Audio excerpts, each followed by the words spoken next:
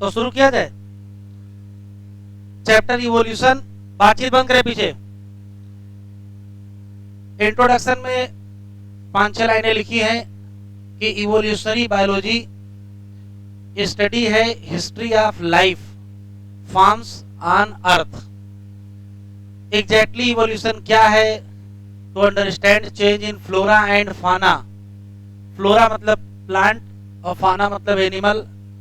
ये millions of year on earth में हुए हैं। Origin of life, evolution of earth, star, evolution of universe, इन सब चीजों के बारे में थोड़ा थोड़ा यहां लिखा हुआ है। This is the story of origin of life and evolution of life form या बायोडाइवर्सिटी ऑन अर्थ। साथ में इवोल्यूशन ऑफ अर्थ भी पढ़ना है और थोड़ा सा इवोल्यूशन ऑफ यूनिवर्स भी। तो इसमें कोई क्वेश्चन नहीं है। टोटल इवोल्यूशन चैप्टर में जो पार्ट की अगर हम बात करें तो एक पार्ट है ओरिजिन ऑफ लाइफ। इससे एक सवाल कभी आता है और कभी नहीं आता है। दूसरा है ओरिजिन ऑफ लाइफ फॉर्म, और लाइफ फॉर्म में एविडेंसेस दिए हुए हैं कि इम्ब्रायोलॉजिकल एविडेंस, मार्फोलॉजी का एविडेंस, एनाटॉमी का एविडेंस। तो एक क्वेश्चन एविडेंस से आता है, चाहे वो होमोलॉगस चाहे वो एनालॉगस, उसी एविडेंस के ही साथ एडाप्टिव रेडिएशन दिया हुआ है।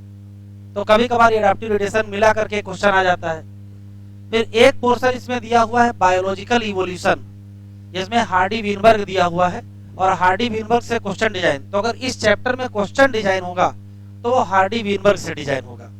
और सबसे आखिरी में इसमें दिया हुआ है ओरिजिन ऑफ ह्यूमन या इवोल्यूशन ऑफ ह्यूमन। तो कभी कभार हार्डी विनबर्ग से सवाल आता है और कभी ह्यूमन इवोल्यूशन से। तो कुल मिलाकर के अभी तक का जो रिकॉर्ड है उसमें से 2 क्वेश्चन से लेकर के 3 क्वेश्चन की रेंज यहाँ रहती है। अब चूंकि सिलेबस रिड्यूस हुआ है तो हो सकता है क्वेश्चन पड़ जाए, 4 क्वेश्चन हो जाए, जिसमें से एक क्वेश्चन आने की संभावना ओरिजिन ऑफ लाइफ।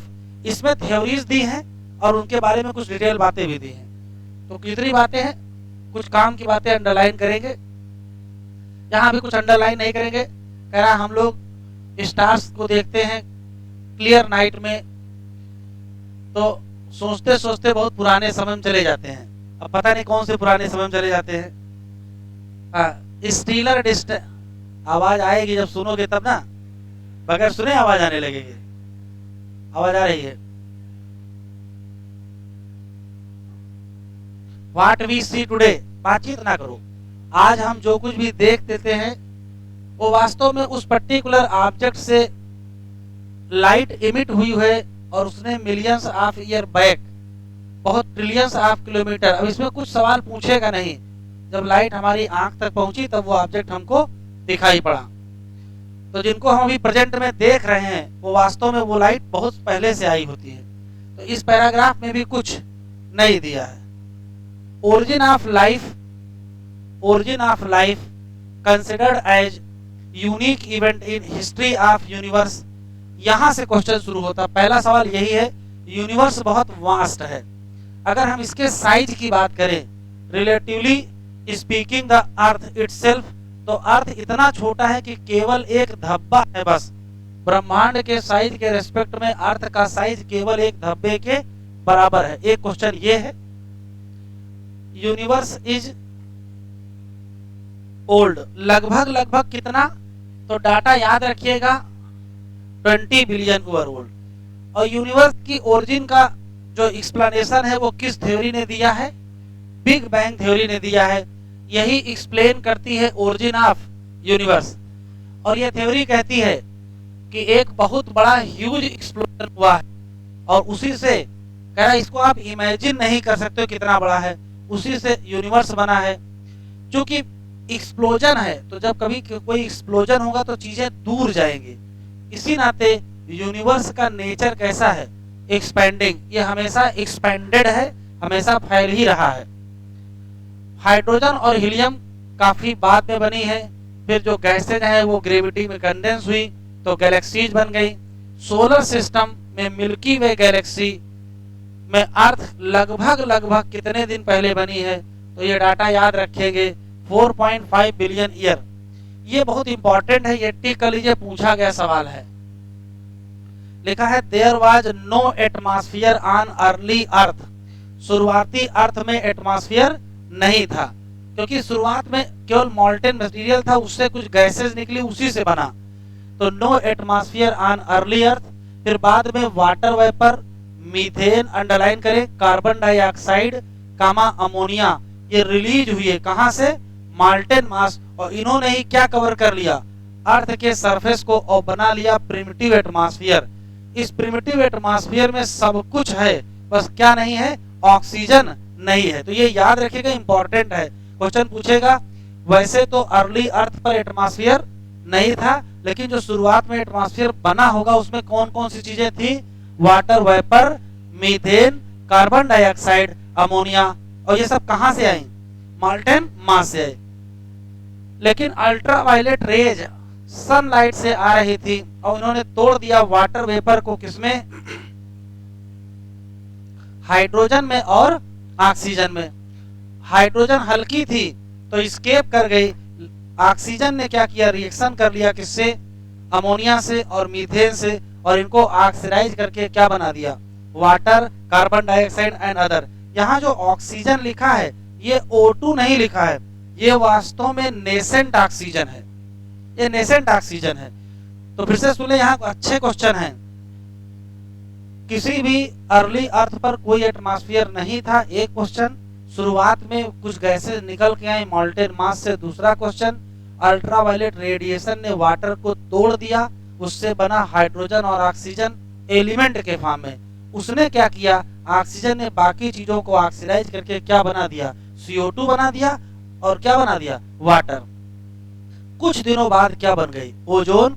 जैसे जैसे धरती ठंडी हुई है, जो वाटर वेपर हैं वो कंडेंस हो जाएंगी, क्या बन जाएंगी? रेन। और कहां भर जाएंगे? डिप्रेशन। और क्या बना लेंगे? ओशियन। लिखा है जीवन की उत्पत्ति हुई लगभग 500 क्या मिलियन ईयर आफ्टर अर्थ फॉर्मेशन। तो आज से अगर नापा जाए तो लगभग 4 बिलियन ईयर बैक। कुछ वैज्ञानिक मानते हैं कि लाइफ कहां से आई है? बाहर, स्पेस से आई है। Some scientists believe that life come from outside. ये कौन मानने वाले लोग हैं? Early Greek thinkers. इन्होंने कहा है कि यूनिट ऑफ लाइफ, जिसका नाम क्या है? स्पोर है, वही ट्रांसफर हो गए कहां? डिफरेंट प्लेनेट, उसमें अपना भी नंबर आ गया। इनका कहना है कि सभी प्लेनेट पर जीवन आया स्पोर के फॉर्म में, यहां बचा, बाकी जगह खत्म हो गया। Panspermia theory is favourite idea of क्या? Some astronomers. तो यहाँ दो क्वेश्चन हैं। कौन है जो ये मानते हैं कि धरती पर जीवन बाहर से आया? तो आंसर देंगे ये लोग मानते हैं। और किस फॉर्म में आया? और इसी को कहते क्या है? Unit of life. ठीक है, और इसी की थ्योरी कौन सी है? पैन स्पर्मिया। लेकिन बहुत दिनों, for a long time it was also believe that life come out from decaying and rotting material. ये सब इतना जितना लिखा इतना एज सच याद रखना है। सड़ी गली चीजों से जीवन की उत्पत्ति होती है, ये बिलीफ वास्तव में ऐसे बना है जैसे मान लेते कहीं फल पड़े हैं, सड़ रहे हैं, उसमें कीड़े पड़ गए, तो जो कीड़े पड़ गए उसे मान लिया गया कि जीवन की उत्पत्ति हो गई। तो बहुत दिनों तक ये माना गया कि जीवन कहां से आया? डिकेइंग एंड रॉटिंग मैटर, जैसे स्ट्रा या मड। और दिस थ्योरी को कहते क्या है? Spontaneous generation. तो ये बहुत इंपॉर्टेंट सवाल है, स्पॉन्टेनियस जनरेशन थ्योरी क्या मानती है? तो स्पॉन्टेनियस जनरेशन थ्योरी मानती है कि जीवन कहां से आया? जैसे, लेकिन एक वैज्ञानिक है जिनका नाम लुईस पास्चर है, इन्होंने बहुत अच्छे से डिमॉन्स्ट्रेट कर दिया कि लाइफ कहां से आ सकती है? प्री एग्जिस्टिंग लाइफ से आ सकती है। लाइफ प्री एग्जिस्टिंग लाइफ से आएगी, ये कौन मानता है? Lewis pasture. कहां से नहीं आएगी? किसी भी किससे नहीं आएगी? डिकेइंग या रॉटिंग। इसको एक्सपेरिमेंटली प्रूव किया। इन्होंने कहा कि प्री स्टरलाइज फ्लास्क ले लीजिए, उसमें किल्ड ईस्ट रख लीजिए, एक दूसरा फ्लास्क रख लीजिए, उसका ओपन एयर रखिए, तो देखा कि न्यू लिविंग ऑर्गेनिज्म बन गए। कहां से? किल्ड ईस्ट से। किसमें? खुले वाले में बन गए। अगर खुले वाले में बन गए इसका मतलब है कि एटमॉस्फेयर से जीवन उसमें आया है। 2 फ्लास्क के लिए, एक में किल्ड ईस्ट रखा ढक के, एक में रखा खुला। जिस खुला था उसमें कीड़े पड़ गए, जो बंद था उसमें कीड़े नहीं पड़े। इसका मतलब है कि जीवन की उत्पत्ति किल्ड ईस्ट से नहीं हो रही है, जीवन की उत्पत्ति बाहर से आने वालों से हो रही है। तो इनका क्या मायना है कि जीवन कहाँ से आएगा? Pre existing life. इसका मतलब है स्पॉन्टेनियस जनरेशन थ्योरी क्या हो गई?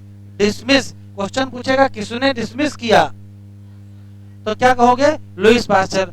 लेकिन ये नहीं बता पाए पहला जीवन कहां से आए। काम की बात सुने, देखिए थ्योरी अच्छे अच्छे सवाल हैं।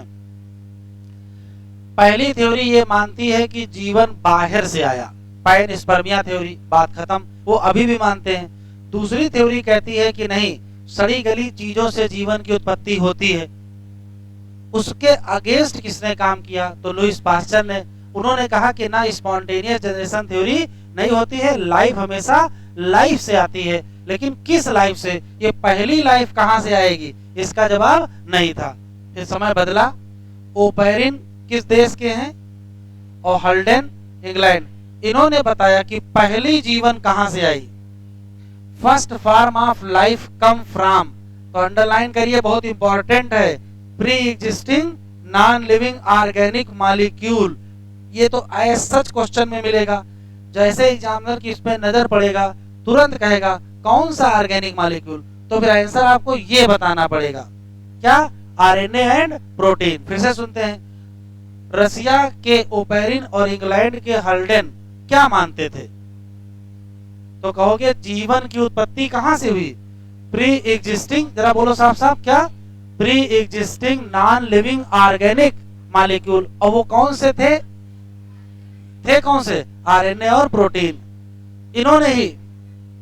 इन्होंने ही बताया कि फॉर्मेशन ऑफ लाइफ की एक प्रोसेस है, उस प्रोसेस का नाम केमिकल इवोल्यूशन। एक क्वेश्चन लोगों ने पूछा ये क्या है, तो इसका मतलब देखो, बनाना है डिफरेंट ऑर्गेनिक मॉलिक्यूल। कहां से? इनऑर्गेनिक। तो इसमें जितने क्वेश्चन लिखे ये सब इंपॉर्टेंट हैं। फिर से सुन लेते हैं। ओपेरिन और हल्डेन ने अपनी थ्योरी में कहा कि जीवन कहां से आएगा? Pre existing non living organic. कौन से और किस प्रोसेस से? Chemical evolution. और केमिकल इवोल्यूशन क्या है? तो फॉर्मेशन करना है ऑर्गेनिक का। कहां से? इनऑर्गेनिक। इन्होंने ही बताया कि जीवन की उत्पत्ति के समय अर्थ की कंडीशन क्या थी। तो option high temperature, option volcanic storm, option reducing. ये कई बार एग्जाम में आया है। कैसा एटमॉस्फेयर था? रिड्यूसिंग एटमॉस्फेयर था, जिसमें क्या था? मीथेन, अमोनिया थी, लेकिन क्या नहीं था?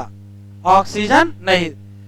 1953 में एक वैज्ञानिक जिनका नाम एस.एल. मिलर, ये एक अमेरिकन साइंटिस्ट है, इन्होंने क्रिएट किया इलेक्ट्रिक डिस्चार्ज। बिल्कुल सिमिलर कंडीशन कहां बना दी? लैब में। इन्होंने इलेक्ट्रिक डिस्चार्ज किया किसी एक क्लोज फ्लास्क में। इसमें कौन कौन सी गैस थी? एक क्वेश्चन खूब आता है, मिलर के एक्सपेरिमेंट में कौन सी गैस नहीं थी? ऑक्सीजन नहीं थी। और क्या था? Water vapour. कितना टेम्परेचर? इन्होंने क्या बना के दिखाया? Amino acid. फिर ऐसे ही एक्सपेरिमेंट बहुत लोगों ने किया और क्या क्या बना के दिखाया? नाइट्रोजन बेस्ड पिगमेंट और फैट। एनालिसिस करिए मेटियोराइट की, तो पता चलता है ऐसे ही कंपाउंड हैं। इसका मतलब ऐसी प्रोसेस कहीं और हो रही है। कहां? स्पेस में। यही लिमिटेड एविडेंस है, लेकिन इसी थ्योरी को लगभग केमिकल इवोल्यूशन थ्योरी को मोर और लेस क्या एक्सेप्टेड। तो कितनी थ्योरी है? पहली थ्योरी है पैनस्पर्मिया थ्योरी। वो क्या कहती है? लाइफ कहां से आई? बाहर से आई। किस फॉर्म में? ठीक है। दूसरी थ्योरी कौन सी है? Spontaneous generation theory. वो क्या कहती है? ठीक है। उसको किसने डिस्प्रूव किया? उनका क्या कहना, जीवन कहां से आएगा? Life come from pre existing life. ठीक है, लेकिन ये नहीं बता पाए कि पहली लाइफ कहां से आई। इसका हल किसने दिया? ओपेरिन और हल्डेन। अगर चूज करना पड़ेगा, ध्यान सुने, अगर चूज करना पड़ेगा तो ओपेरिन लगाइएगा, वैसे दोनों मिलेगा तो वेरी गुड, नहीं तो आप ओपेरिन लगाइएगा। इनका कहना है कि जीवन की उत्पत्ति केमिकल इवोल्यूशन से हुई, और कहां से हुई? बोल नहीं रहे हो, कहां से? Pre existing non living are, सब क्वेश्चन ही क्वेश्चन। प्री एग्जिस्टिंग का मतलब होता है पहले से मौजूद, नॉन लिविंग का मतलब नॉन लिविंग। ऑर्गेनिक मॉलिक्यूल कौन से थे? आरएनए और प्रोटीन। किस प्रोसेस से? इस थ्योरी का एक्सपेरिमेंटल वेरिफिकेशन किस वैज्ञानिक ने किया? S L Miller. कब किया? इन्होंने फ्लास्क में क्या किया? स्पार्क डिस्चार्ज किया, और कौन कौन सी गैस ली? मीथेन, नाइट्रोजन, हाइड्रोजन, और साथ में क्या? और टेम्परेचर 800 डिग्री सेंटीग्रेड। और क्या बना के दिखाया? क्या बना के? केवल यही एक छोटा बहुत एविडेंस है। इसी नाते chemical evolution theory most accepted theory. Most accepted theory कौन सी है? Chemical evolution theory. जीवन बन गया, जीवन बन जाने के बाद इतने प्रकार का जीवन कैसे बना, उसकी कहानी स्टार्ट होती है। We have no idea how, underline करें, first self replicating metabolic capsule, ये ऐसा एग्जाम में आया है। First self replicating metabolic capsule, ये वास्तव में है क्या? ये वास्तव में प्रोटोबियांट हैं। ये वास्तव में प्रोटोबियांट हैं। प्रोटोबियांट कहो चाहे क्या कहो, क्या? Non cellular form of life. और कब बने? तो सीधे सीधे क्वेश्चन है, बताओ first non cellular form of life को क्या कहते हैं? प्रोटोबियांट। या उन्हीं को क्या कहते हैं? Self replicating metabolic capsule. और कब बने, कैसे बने ये नहीं पता है। We have no idea how बने, ठीक है। दे वुड हैव बीन, ये बहुत बड़े बड़े मॉलिक्यूल थे, जियांट मॉलिक्यूल। और मॉलिक्यूल में क्या है ये पूछा गया है, क्या था? आरएनए, प्रोटीन, एंड यही लिख दो पीछे जो लिखा है, जो पीछे लिखा उसको यही लिख दो, एंड पॉलीसेकेराइड। तो बहुत अच्छा सवाल है। जो non cellular form of life थे वो क्या थे? तो कहोगे जियांट मॉलिक्यूल थे। किसके? किसके? बोल नहीं रहे हो? आरएनए, प्रोटीन और पॉलीसेकेराइड।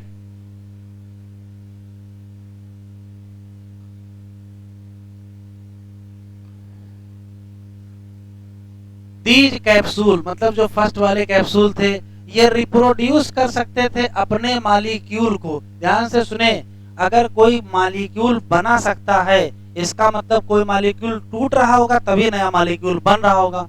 मॉलिक्यूल टूटे, मॉलिक्यूल बने, ये तो मेटाबॉलिज्म हो गई।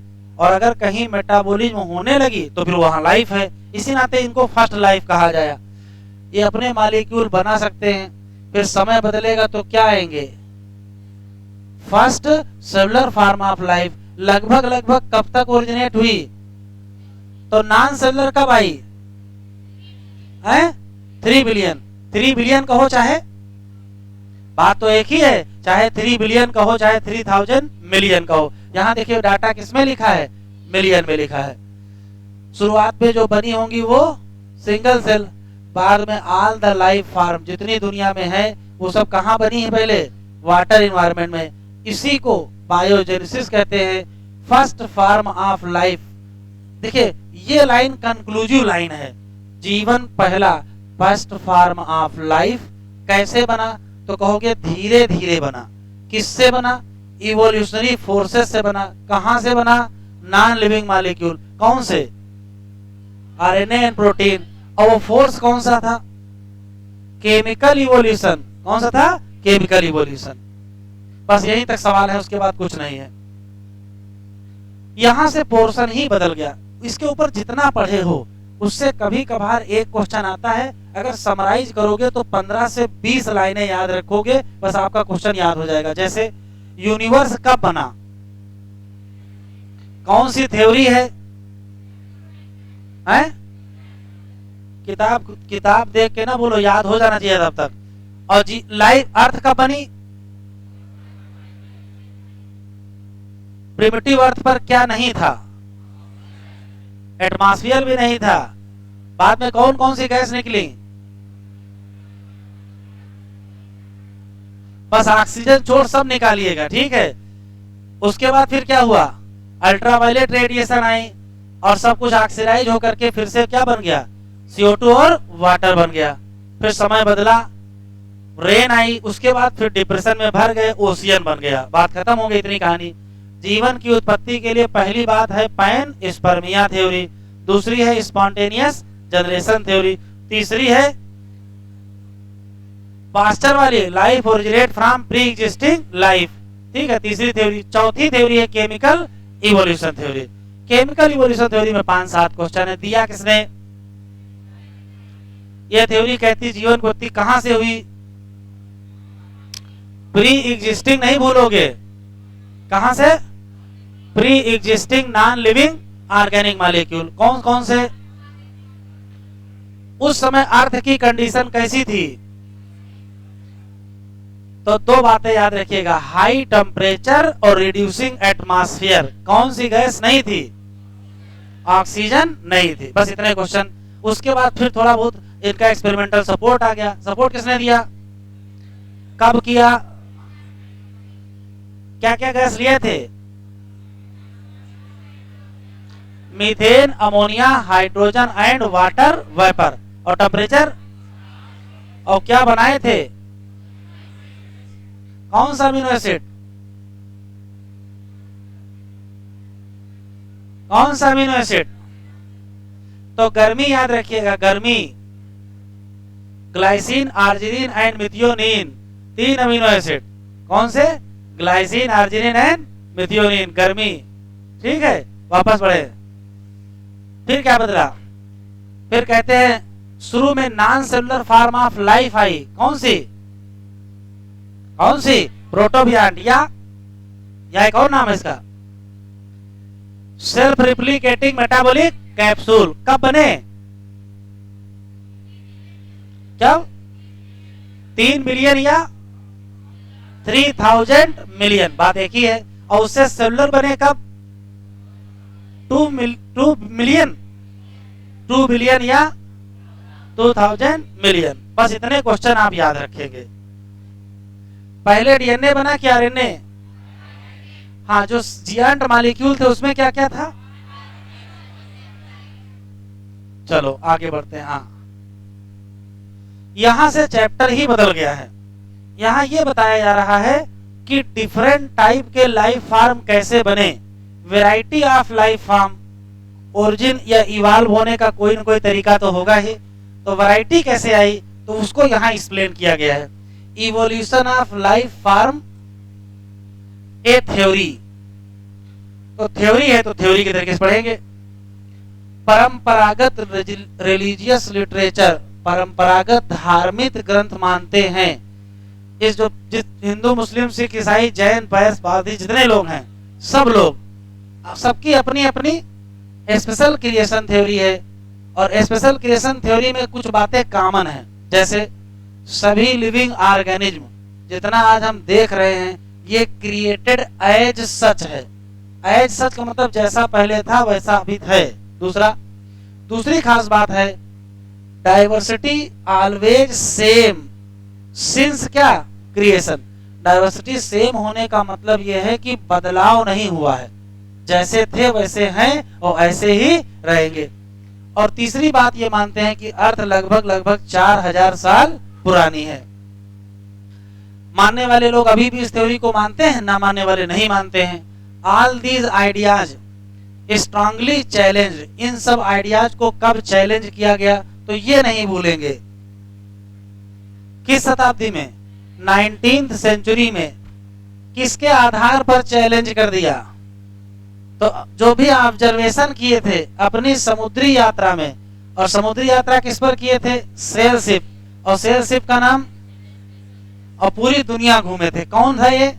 Charles Darwin. इन्होंने पहली बात बताई क्या?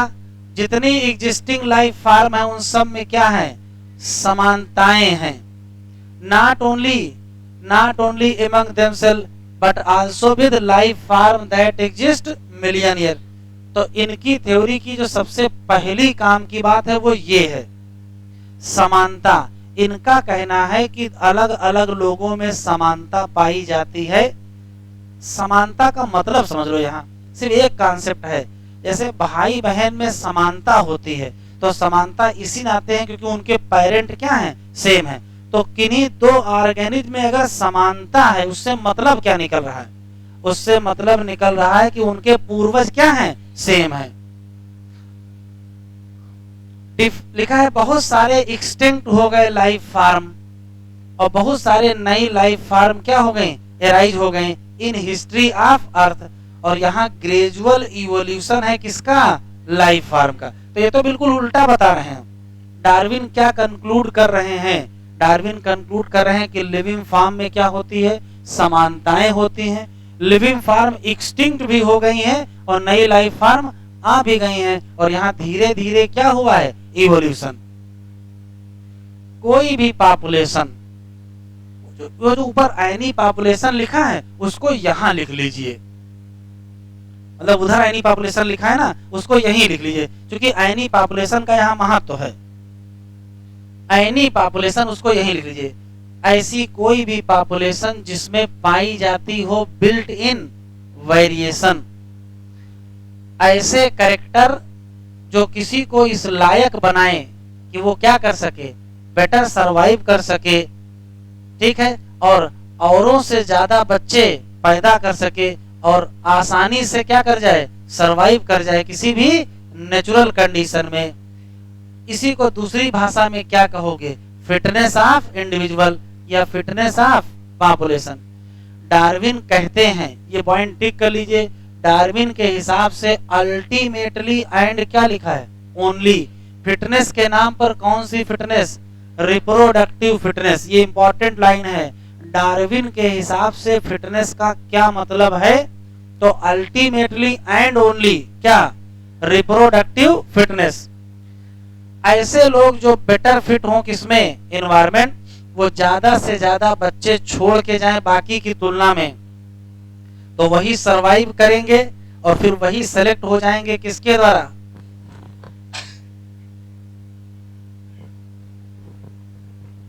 नेचर के द्वारा। और इसी को डार्विन ने क्या कहा, नेचुरल सिलेक्शन, और कहा यही है mechanism of, as such question exam में आया है, which is mechanism of evolution. तो आंसर क्या दोगे, नेचुरल सिलेक्शन। कह रहा और भी थोड़ा याद रखो किनके बारे में, अल्फ्रेड वेलेस के बारे में। ये कौन थे, इन्होंने कहाँ काम किया, मलय आर्किपेलागो, और ऐसे ही कुछ सिमिलर कंक्लूजन पर पहुंचे। क्या था, इनका भी कहना है कि जो न्यू टाइप ऑफ ऑर्गेनिज्म है वो रिकॉग्नाइज हो रहे हैं, मतलब नए बन रहे हैं। इनका भी कहना है all existing life form share क्या, सिमिलरिटी, और जो समानता होती है वो किसको इंडिकेट करती है, तो ये लाइन इंपॉर्टेंट है। सिमिलरिटी से क्या निकलेगा, कॉमन एंसेस्टर। दीज एंसेस्टर पाए गए होंगे different period of history of earth, चाहे वो इपोक हो, चाहे वो पीरियड हो, और चाहे वो इरा हो। The geological history of earth, इसको टिक कर लीजिए।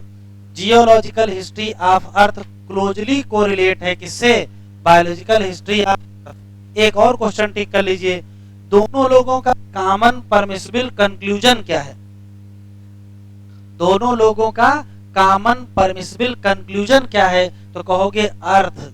ये क्वेश्चन सच का कॉमन परमिसिबल कंक्लूजन क्या है, तो कहोगे अर्थ बहुत पुरानी है।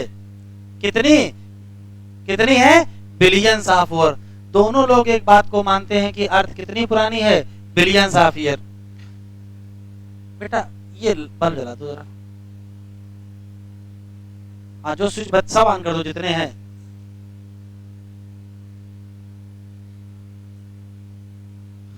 इस हेडिंग केवल पिछली बार का एक ऐसा पेपर आया है जो इस हेडिंग के बगैर छप गया, वरना पेपर ही नहीं छपता है जब तक इस हेडिंग का सवाल नहीं आता है। एक क्वेश्चन हर पेपर में आपको दिखाई पड़ेगा, एविडेंसेज ऑफ इवोल्यूशन। तो ये इस चैप्टर की सबसे इंपॉर्टेंट हेडिंग है, evidences of evolution. Evidence that evolution हुआ है किसका, life form has indeed takes place on earth come from many quarter. पहला यहाँ हेडिंग नहीं दिया है, वास्तव में इसमें पैराग्राफ दिए हैं। फॉसिल क्या है, बचे हुए हिस्से हैं किसके, हार्ड पार्ट, किनके, उन लाइफ फॉर्म आज कहाँ मिल रहे हैं, रॉक्स में। रॉक क्या बनते हैं, सेडिमेंट, और जब हम उसका क्रॉस सेक्शन करते हैं, काटते हैं किसी अर्थ क्रस्ट का, तो हमको दिखाई पड़ता है arrangement of sediment one above the other. इधर देखो, जब कभी खुदाई करेंगे तो ऐसे लेयर दिखाई पड़ेंगे। मान लेते ए सेक्शन है, ये बी सेक्शन है, ये सी सेक्शन है। यहाँ भी किसी फॉर्म, कोई फॉसिल मिला F1, कोई फॉसिल मिला F2, कोई फॉसिल मिला F3। तो देखो एविडेंस कैसे मिलता है, यहाँ से ध्यान से सुने भाई। अगर कभी चट्टान बन रही होगी तो ऊपर से ही तो सेडिमेंटेशन हुआ होगा, तो सबसे पुरानी चट्टान की लेयर ये होगी, उससे नई ये लेयर होगी, और उससे नई ये लेयर होगी। तो अगर हमको 3 फॉसिल मिल गए तो सबसे पहले पुराना कौन है, F1, फिर तो जो अपर स्ट्रेटा होगा वो यंगेस्ट फॉसिल होगा, और जो लोअर स्ट्रेटा होगा वो ओल्डेस्ट फॉसिल होगा। अगर ध्यान सुनिएगा, अगर धरती पर जीवन एक साथ बना था, जैसा था वैसा है और ऐसा ही रहेगा, तो क्या दिखता, देखो ध्यान से, तीनों स्ट्रेटा में सेम फॉसिल दिखाई पड़ते, तीनों स्ट्रेटा में सेम फॉसिल दिखाई पड़ते, लेकिन नहीं, अलग अलग स्ट्रेटा में अलग अलग फॉसिल देखने को मिले। इसका मतलब है अलग अलग जियोलॉजिकल टाइम में अलग अलग लाइफ फॉर्म पाई जाती थी। ठीक है, तो अगर क्वेश्चन पूछेगा डायरेक्ट एविडेंस कि इवोल्यूशन ही हुआ है, तो डायरेक्ट एविडेंस हमको कौन देगा, फॉसिल देगा। लिखा है अलग अलग एक जो रॉक सेडिमेंट हैं उसमें फॉसिल पाए जाएंगे किसके, डिफरेंट लाइफ फॉर्म। वो वास्तव में मर गए होंगे कब, formation of particular sediment. Some of them appear क्या, सिमिलर टू मॉडर्न। बताओ, अगर फॉसिल की समानता हम लोगों से है, इसका मतलब क्या है, इसका मतलब है इनका एंसेस्टर और हमारा एंसेस्टर क्या है, कॉमन है, सिमिलर है। दे रिप्रेजेंट क्या, एक्सटिंक्ट ऑर्गेन। फॉसिल किसको रिप्रेजेंट करते हैं, एक्सटिंक्ट, जैसे डायनासोर।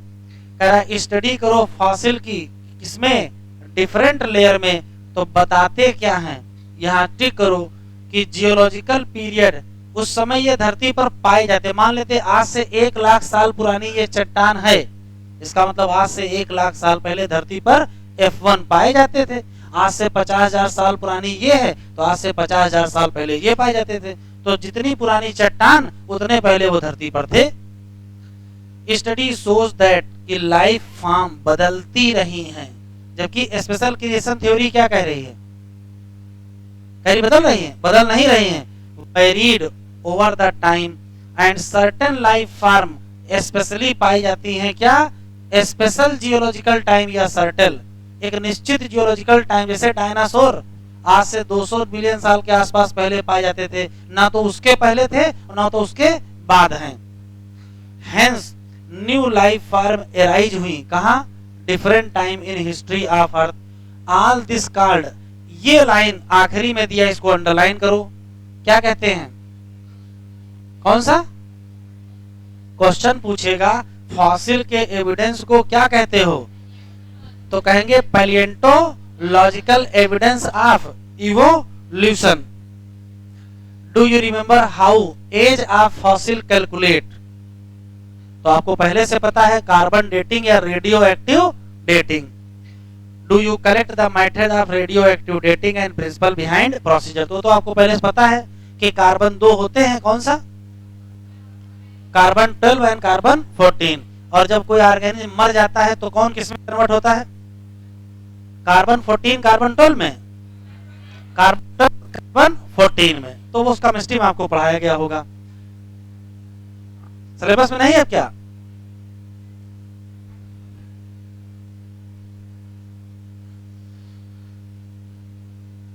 पुरानी वाली एनसीईआरटी में ये पैराग्राफ नहीं था। अरे अभी दिखा देंगे पुरानी वाली एनसीईआरटी, उसमें नहीं था। ठीक है, अरे हम बहुत दिनों से जान रहे हैं पुरानी वाली एनसीईआरटी है। ठीक है, अभी जुड़ गया है। तो देखो इसमें इंपॉर्टेंट सवाल है। एम्ब्रायोलॉजिकल, इतने क्लास में कोई ना कोई पास वो एनसीईआरटी होगी जरूर जिसमें ये पैराग्राफ नहीं होगा। ठीक है, एम्ब्रायोलॉजिकल सपोर्ट, तो आज उसको घर मत ले जाएगा, यहीं किसी को दे दीजिएगा रास्ते में, है ना। एम्ब्रायोलॉजिकल सपोर्ट ऑफ इवोल्यूशन किसने प्रपोज किया?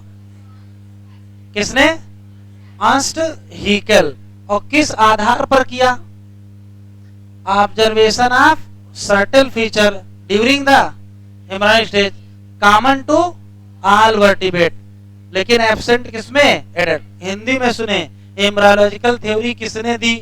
अर्नस्ट हैकेल ने दी। किस आधार पर दी? तो कहा कुछ फीचर जो एम्ब्रायो में पाए जाते थे लेकिन एडल्ट में नहीं पाए जाते थे, और वो सब कॉमन थे किसमें? All vertebrate.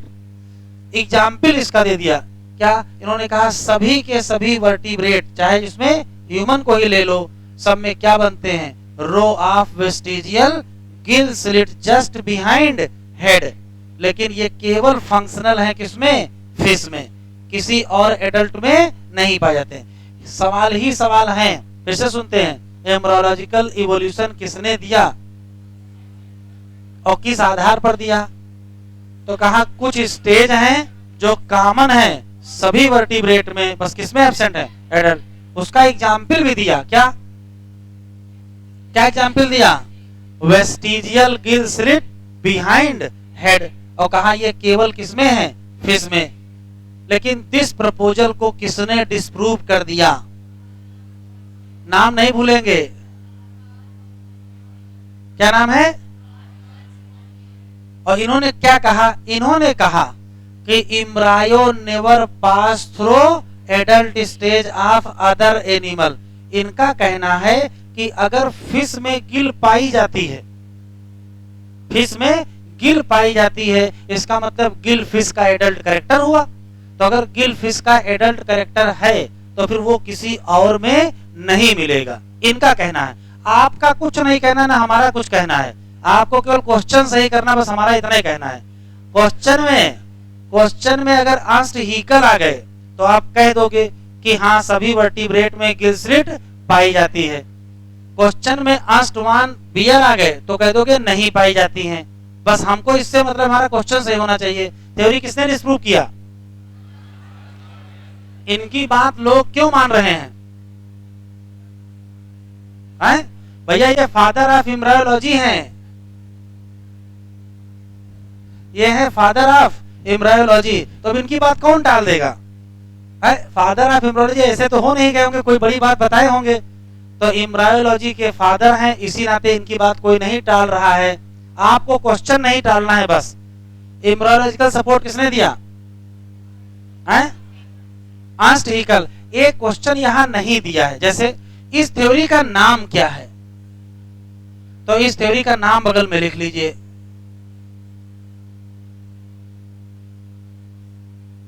क्या नाम है? Biogenetic law. अर्नस्ट हैकेल ने जो थ्योरी दी उसका नाम क्या है? बायोजेनेटिक लॉ, या इसी का एक और नाम है?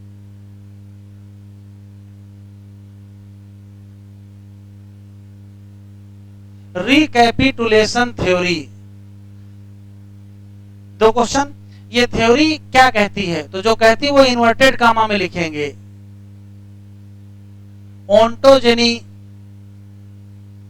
रिकैपिटुलेट,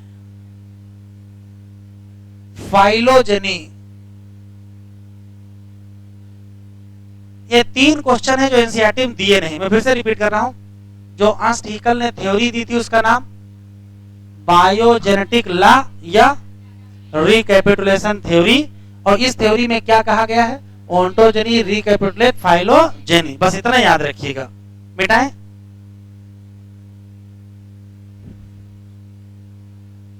और इस थ्योरी को किसने डिस्प्रूव कर दिया? पूरा नाम बोल दो। ठीक है, और इनका क्या कहना है?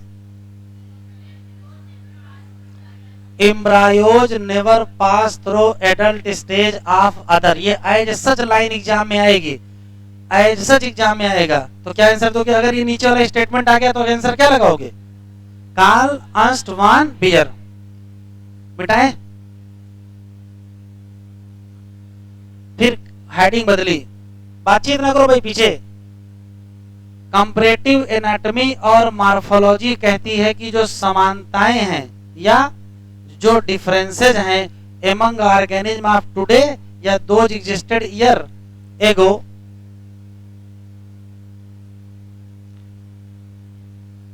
ये लाइन टिक करो। सिमिलैरिटीज को किस प्रकार से इंटरप्रिटेट किया जाता है?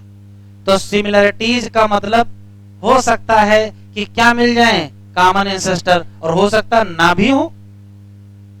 फॉर एग्जाम्पल देखो, वेल, बैट, चीता और क्या वेमन, ये सब के सब मैमल है। इन सब में समानता है, किसमें? Pattern of bone of. लेकिन दीज फोर लिम्ब परफॉर्म, जबकि दे है क्या? सिमिलर एनाटॉमी, क्योंकि सब में क्या है? Humerus, radius, ulna, carpal, metacarpal और phalanges. Hence these animal are same structure. Same का स्ट्रक्चर मतलब फोर लिम्ब डेवलप हो गए क्या? along different direction due to adaptation, due to different need। दो बातें जरा यहाँ सुन लीजिए अलग से, तो याद रहेगा, वरना भूल जाएंगे, फिर रटेंगे केवल।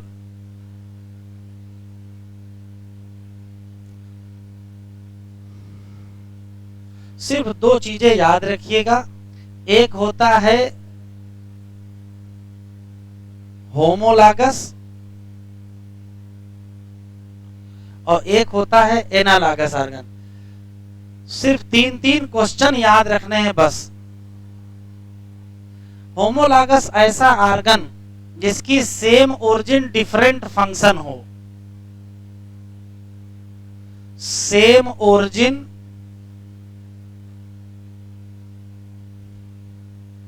डिफरेंट फंक्शन, अगर ये ना मिले तो ये भी मिल सकता है। सेम एनाटॉमी डिफरेंट मार्फोलॉजी, दो मिल सकता है। इसका इंडिकेशन समझो, जितने होमोलागस ऑर्गन है वो बताते हैं कॉमन एंसेस्टर। कॉमन एंसेस्टर का मतलब ही है कॉमन। कॉमन एंसेस्टर का मतलब क्या है? Common origin. लेकिन ये जो डिफरेंट फंक्शन है इसका मतलब होता है डिफरेंट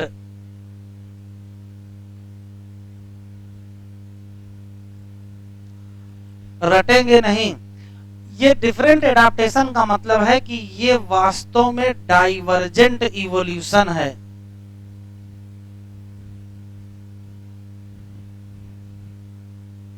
तो क्वेश्चन जानते हो क्या मिलेगा? क्वेश्चन देखो क्या मिलेगा। क्वेश्चन मिलेगा होमोलागस ऑर्गन देख के हमको किस बात का प्रमाण मिलता है। तो हम तुरंत कहेंगे हमको किसका प्रमाण मिलता है, या किसका मिलता है? Convergent evolution. सॉरी कौन सा इवोल्यूशन? Divergent evolution. अगर डाइवर्जेंट इवोल्यूशन ना मिले तो ये भी मिल सकता है।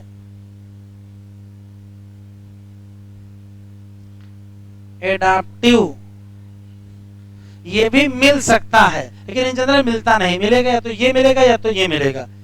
इसी का ठीक उल्टा हमको क्या याद रखना है? Analogous organ. एनालॉगस ऑर्गन में क्या हो जाएगा?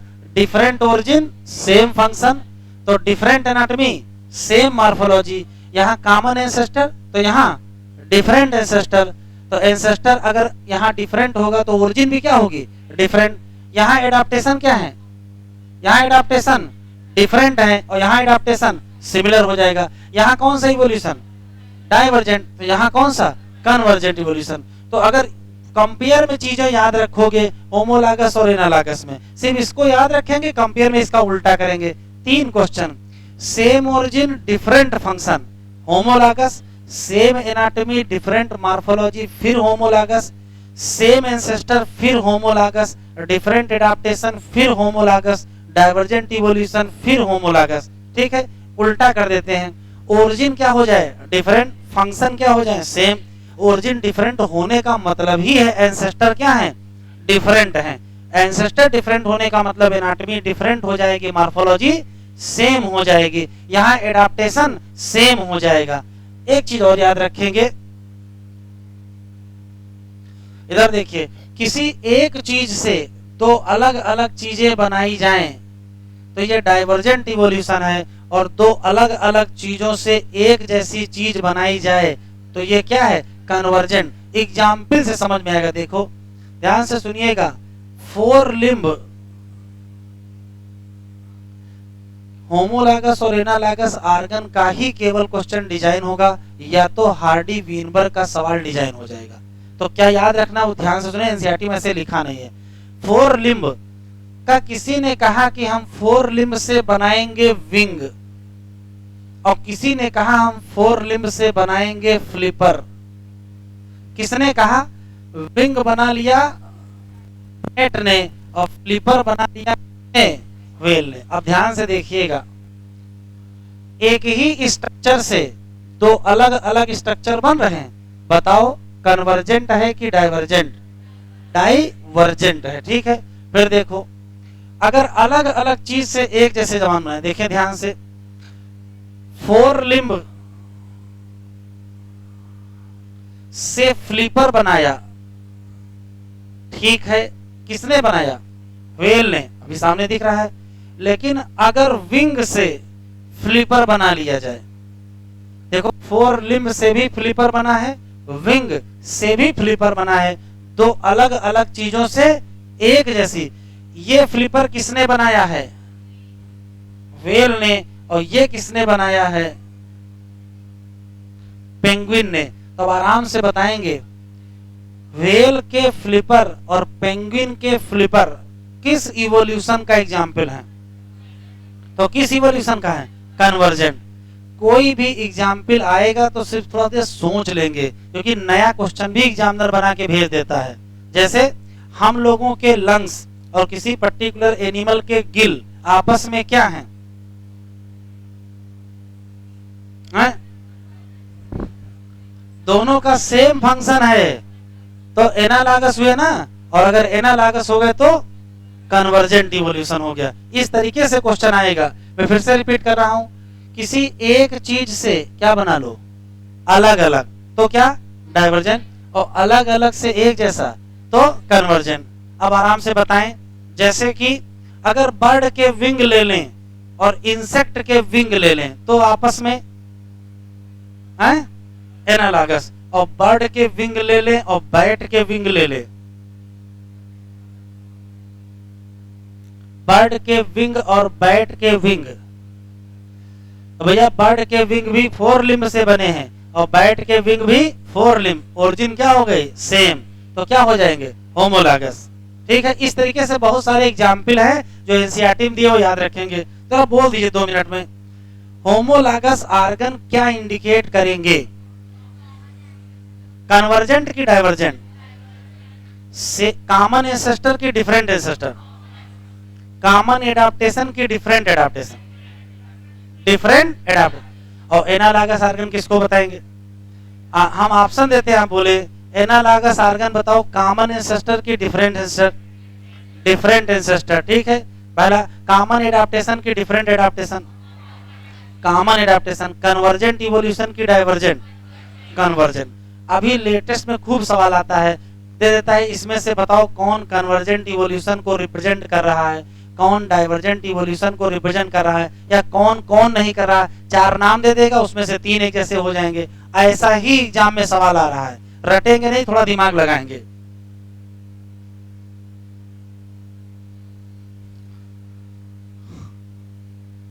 तो होमोलॉगस आर्गन किसको रिप्रेजेंट कर रहे हैं, डाइवर्जेंट इवोल्यूशन। ये सब के सब क्या होते हैं? होमोलॉगस। होमोलॉगी क्या इंडिकेट करेगी?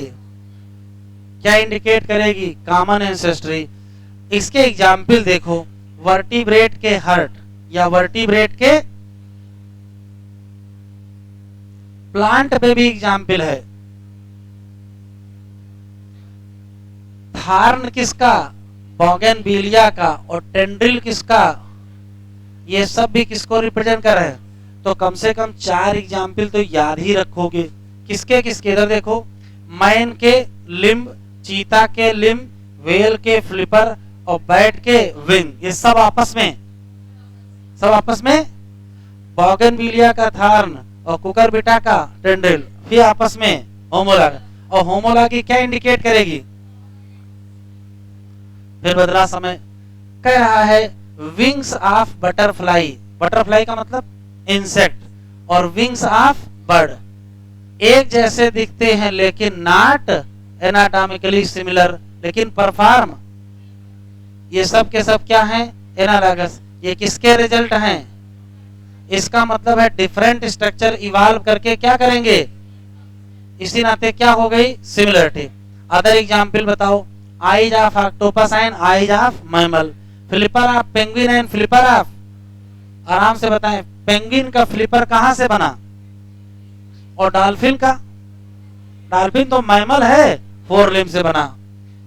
ऐसे लिखा है। अगर हम देखेंगे वी कैन से दैट ये सिमिलर हैबिटेट है, जिससे सिलेक्शन होगा किसका? सिमिलर एडाप्टिव फीचर का इन डिफरेंट ग्रुप, लेकिन सेम फंक्शन हो जाएंगे। एग्जाम्पल में फिर देखो, स्वीट पोटैटो और पोटैटो, ये भी किसका एग्जाम्पल है? ना समझ में आए तो रट लेंगे। 6 क्वेश्चन है, मैं रिपीट कर रहा हूं एग्जाम्पल छोड़ के। 3 क्वेश्चन होमोलॉगी के और 3 ही क्वेश्चन इलालॉगी के। होमोलॉगी किस किस किस चीज को इंडिकेट करती है? कॉमन और डिफरेंट एडाप्टेशन और डाइवर्जेंट इवोल्यूशन।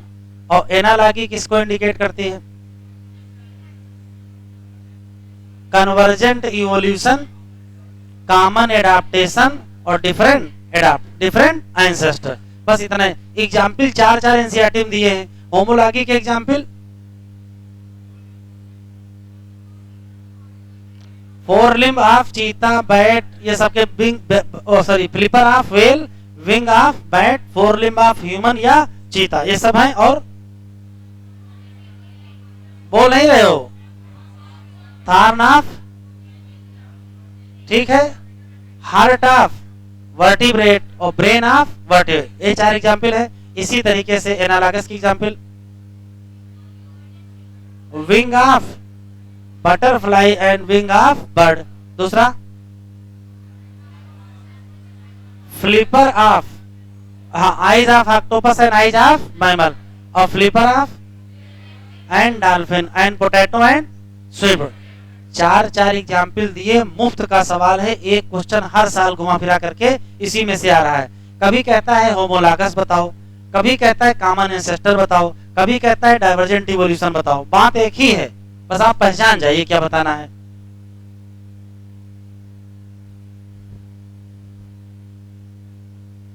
बातचीत ना करो भाई, हलचल बहुत हो रही है। बातचीत ना करो, पीछे ना बतियाओ।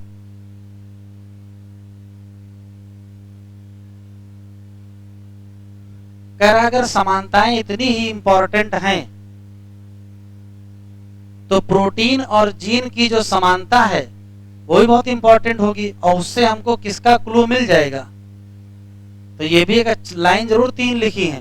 कह रहा जब समानता देख ही रहे हो तो जीन की समानता ना देखो, और जीन की समानता से बड़ी समानता तो कुछ होती नहीं है।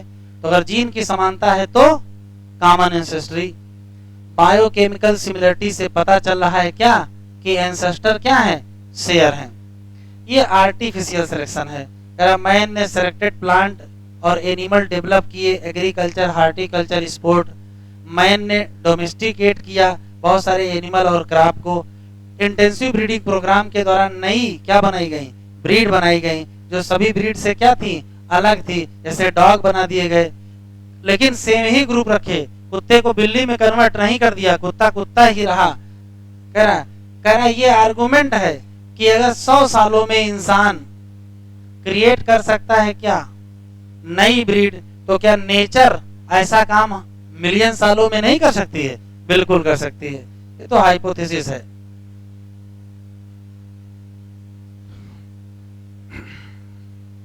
इधर देख लो जरा, ये इंडस्ट्रियल मिलेनिज्म का एग्जाम्पल है। यहाँ केवल 5 क्वेश्चन हैं। पहला सवाल, इंडस्ट्रियल मिलेनिज्म कहाँ से ऑब्जर्व किया गया? इंग्लैंड से। उसके 2 ईयर हैं, कौन कौन से? 1850 और 1920। 1850 का मतलब इंडस्ट्री लगने से पहले, और 1920 का मतलब इंडस्ट्री लगने के बाद। पहले और बाद में अंतर क्या था?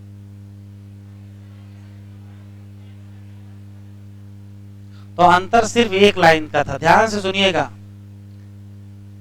बोले, पहले पॉल्यूशन कम था, इस नाते स्टेम के ऊपर लाइकेन ग्रो कर गए थे, इस नाते स्टेम व्हाइटिश थे, इस नाते उसके ऊपर व्हाइट वाले मॉथ छिप जाते थे और ब्लैक वाले दिख जाते थे।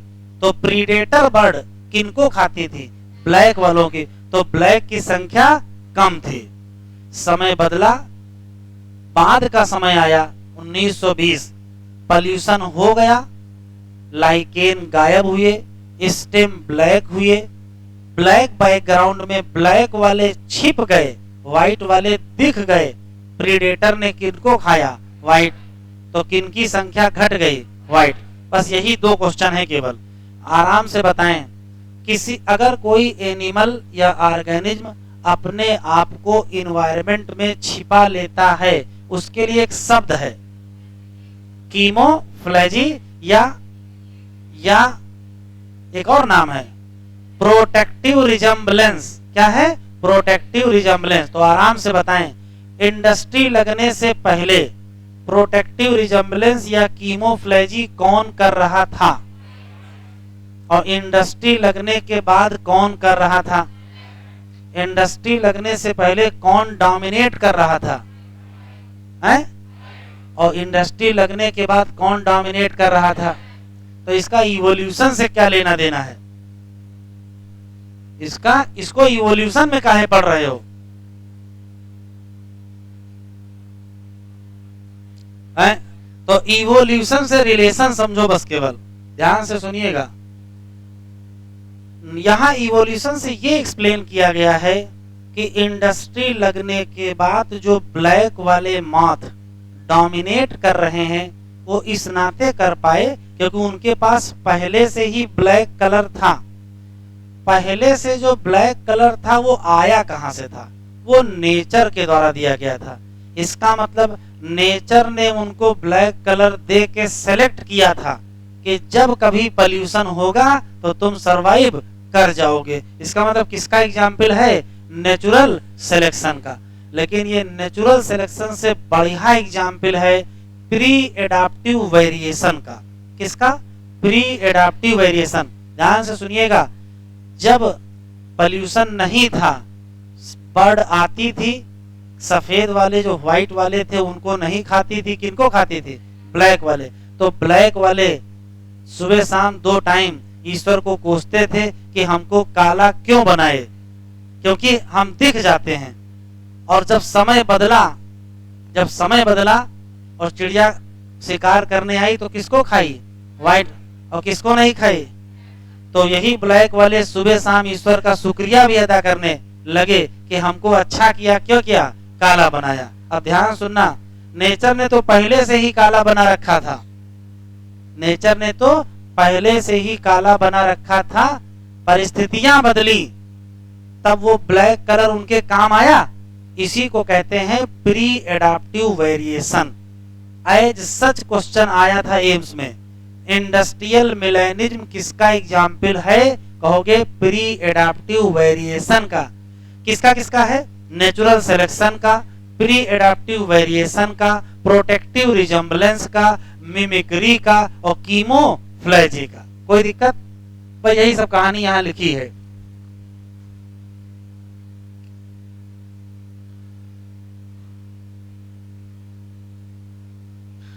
किसका एग्जाम्पल है?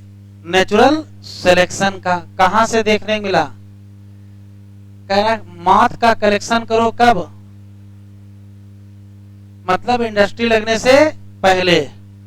तो जो पेड़ पर डार्क विंग माथ या मिलेनाइज माथ थी, उनकी संख्या क्या होगी? कम। लेकिन अगर ऐसा ही काम कब किया जाए? 1920 में, तो ज्यादा संख्या में कौन आ जाएंगे? मतलब पॉपुलेशन क्या कर गया? रिवर्स। ऐसा क्यों हुआ? तो बताया गया कि जो शिकारी हैं वो उनको पकड़ लेते थे जो कहां रहते थे। मतलब स्टेम का कलर व्हाइट और इनका खुद का रंग ब्लैक, तो कंट्रास्टिंग है कि नहीं है? पकड़ में आ जाएंगे। तो during the post industrialisation period tree कैसे हो गए? डार्क। किसके नाते? स्मोक के नाते। इस कंडीशन में white wing math did not survive, लेकिन डार्क विंग माथ क्या कर गए? सरवाइव। क्योंकि इंडस्ट्री लगने से पहले क्या ग्रो कर रहे थे? व्हाइट कलर्ड लाइकेन, और उसी में कौन छिप जाते थे? White wing moth. Do you know that lichen uses industrial pollution indicator? कहोगे हाँ जानते हैं। दे विल बी, लेकिन ऐसा ही जो नॉन पोल्यूटेड पर्टिकुलर जहां पर पोल्यूशन होगा वहां लाइकेन नहीं ग्रो करेंगे, जहां नहीं होगा वहां ग्रो करेंगे। तो क्या पूरे इंग्लैंड में इंडस्ट्री लगी थी? किसी एरिया में लगी होगी। तो आप इमेजिन करो शहर में इंडस्ट्री लगी होगी तो शहर में किन की संख्या ज्यादा होगी? ब्लैक वालों। लेकिन उसी समय गांव में क्या हाल होगा? तो क्या व्हाइट वालों का पूरा सफाया हो गया? नहीं। तो कह रहे हैं कि चाहे जितनी खराब कंडीशन हो जाए, चाहे जितनी खराब कंडीशन हो जाए, कोई भी वेरिएंट पूरी तरीके से साफ नहीं होगा। ये पैराग्राफ तो अलग ही दिया है, क्वेश्चन लेकिन खूब दे रहा है। क्वेश्चन यहां से कई आ रहे हैं, ये रटेंगे। अगर हम एक्सेस यूज करें किसका, तो हम सेलेक्ट कर लेंगे किनको? रेजिस्टेंट वैरायटी, बहुत कम समय में। This is also true for क्या? एंटीबायोटिक ड्रग अगेंस्ट क्या? Eukaryotic cell. Hence resistant organism जल्दी ही अपीयर हो जाएंगे, इनको बनने में शताब्दियां नहीं लगेंगे। हिंदी में सुने, antibiotic resistant bacteria, insecticide resistant insect या पेस्टिसाइड रेजिस्टेंट पेस्ट। तीन शब्द का कॉमन आंसर है। मैं फिर रिपीट कर रहा हूं, antibiotic resistant bacteria, insecticide resistant insect और पेस्टिसाइड रेजिस्टेंट पेस्ट किसके नाते डेवलप हो गए? तो कहोगे एक्सेस यूज ऑफ इंसेक्टिसाइड या पेस्टिसाइड या antibiotic by human. By human. अब जैसे ह्यूमन का नाम आया तो कहा जाता है कि ये इवोल्यूशन हो रहा है। ये इवोल्यूशन हो रहा है किसके द्वारा? एज सच नीट में आया है। किसके द्वारा? अभी लास्ट ईयर का ही पेपर देखिए, उसमें लिखा है निम्नलिखित में से कौन एंथ्रोपोजेनिक इवोल्यूशन नहीं है? नहीं, हम याद नहीं कर सकते हैं, जो है वो याद करो। कौन? Antibiotic resistant bacteria, insecticide resistant और पेस्टिसाइड रेजिस्टेंट पेस्ट। किसके एक्स हैं? या इसी का दूसरा नाम बताओ। इसी को कहते हैं मैन मेड इवोल्यूशन। टिक कर लो, इंपॉर्टेंट है। Man made evolution. तो जैसे आप सुनते हो मैन मेड इवोल्यूशन, वैसे बहुत खुश हो जाते हो कि वाह, इंसान के पास इतनी ताकत है कि इवोल्यूशन कर सकता है। तो अगली ही लाइन में आपको अपनी औकात पे पहुंचा दिया है। Evolution is not a directed process in sense of, ये कैसी प्रोसेस है? कौन सी? स्टोकैस्टिक। ये कौन सी? ऐसी प्रोसेस जो आपके बस में ना हो, जिस प्रोसेस में आप बेबस हो जाएं, ऐसी प्रोसेस क्या कहते हैं? स्टोकैस्टिक। तो ये मत समझ लेना कि आप क्या करा सकते हो? इवोल्यूशन। किसका एग्जाम्पल सुन के? Insecticide, pesticide. बहुत बढ़िया क्वेश्चन यहां से आता है और फ्री के सवाल हैं। एडाप्टिव रेडिएशन की केवल डिफिनीशन याद रखिए। तो एडाप्टिव रेडिएशन की डिफिनीशन यहाँ एज सच लिखी नहीं है, इसका मतलब समझ लीजिए। Evolution of different, evolution of different from common, evolution of different from common ancestor लिख लीजिए, एज सच क्वेश्चन आया है। इवोल्यूशन ऑफ डिफरेंट फ्रॉम क्या, कॉमन एंसेस्टर, यही क्या है, एडाप्टिव रेडिएशन।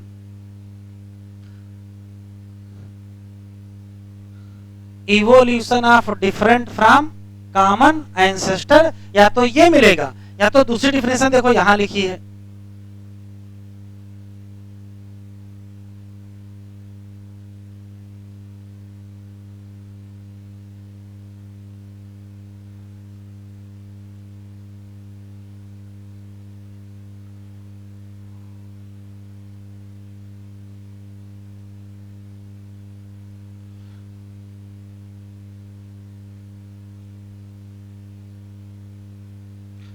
दूसरी डिफिनीशन देखो कहां लिखी है, यहां से टिक कर लो। लिखा है the process of evolution of क्या, different species in a starting from a and radiating to other area of जो इज कॉल्ड। एक क्वेश्चन डिफिनीशन का, दो क्वेश्चन एग्जाम्पल के, एग्जाम्पल बगल में ही लिख दीजिए। दो एग्जाम्पल, पहला एग्जाम्पल ये, पहला एग्जाम्पल डार्विन फिंचेज और दूसरा एग्जाम्पल ये, दूसरा एग्जाम्पल ऑस्ट्रेलियन मार्सुपियल। बस पढ़ लेते हैं। समुद्री यात्रा किस जहाज पर की थी? जब यात्रा कर रहे थे तो घूमते घूमते चले गए, कहां गए? कभी मौका मिले जरूर जाएं। इन्होंने वहां ऑब्जर्व किया अमेजिंग डाइवर्सिटी, स्पेशली किसकी, और बाद में उन्हीं को क्या कहा गया, ये याद रखिएगा, डार्विन फिंचेज शब्द डार्विन का दिया हुआ नहीं है। तो क्या लिखा है, बाद में दूसरे वैज्ञानिक ने क्या कहा, डार्विन फिंचेज। इन्होंने रियलाइज किया क्या, मेनी वेराइटीज ऑफ फिंचेज कहाँ है, जितनी भी वैरायटी हैं वो सब इवाल्व हुई है कहाँ, आइसलैंड। कहाँ से, देखो अभी तक ये सवाल आया नहीं लेकिन आना चाहिए। डार्विन फिंचेज का कॉमन एंसेस्टर कौन है, तो इवाल्व फ्रॉम, फिर से सुनते हैं, बहुत वैरायटी की बर्ड वहां मिली और सारी वैरायटी कहां से इवाल्व हुई, तो कहोगे सीड ईटिंग फीचर। धीरे धीरे किस में बदलाव आ गया, बीक में। और ये कैसी हो गई या कैसी हो गई, फिर ये तो पढ़ ही चुके हो। Darwin finches represent the best example. एक और एग्जाम्पल है, क्या है, ढेर सारे मार्सुपियल इवाल्व हो गए, इवाल्व हो गए कहां से, एंसेस्टर, लेकिन सब के सब कहां रहे, विद इन ऑस्ट्रेलियन कंटिनेंट। इस जगह से कहानी ही बिल्कुल बदल दिया है, जो सभी स्टूडेंट को केवल कंफ्यूज करती है। इसके ऊपर अलग कहानी, इसके नीचे बात ही बदल गई है। कहना है, जरा आराम से बताएं, ये बताओ कि primitive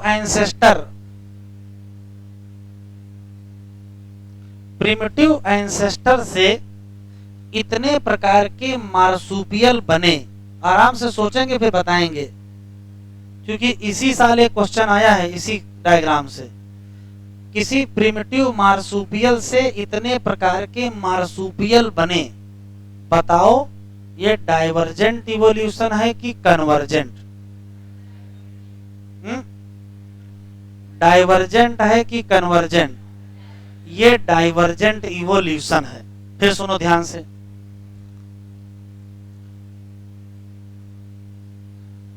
primitive primitive placental mammal से, अभी लिखो नहीं, देख लो, क्योंकि सवाल हो गया इस बार गलत बहुत लोगों का।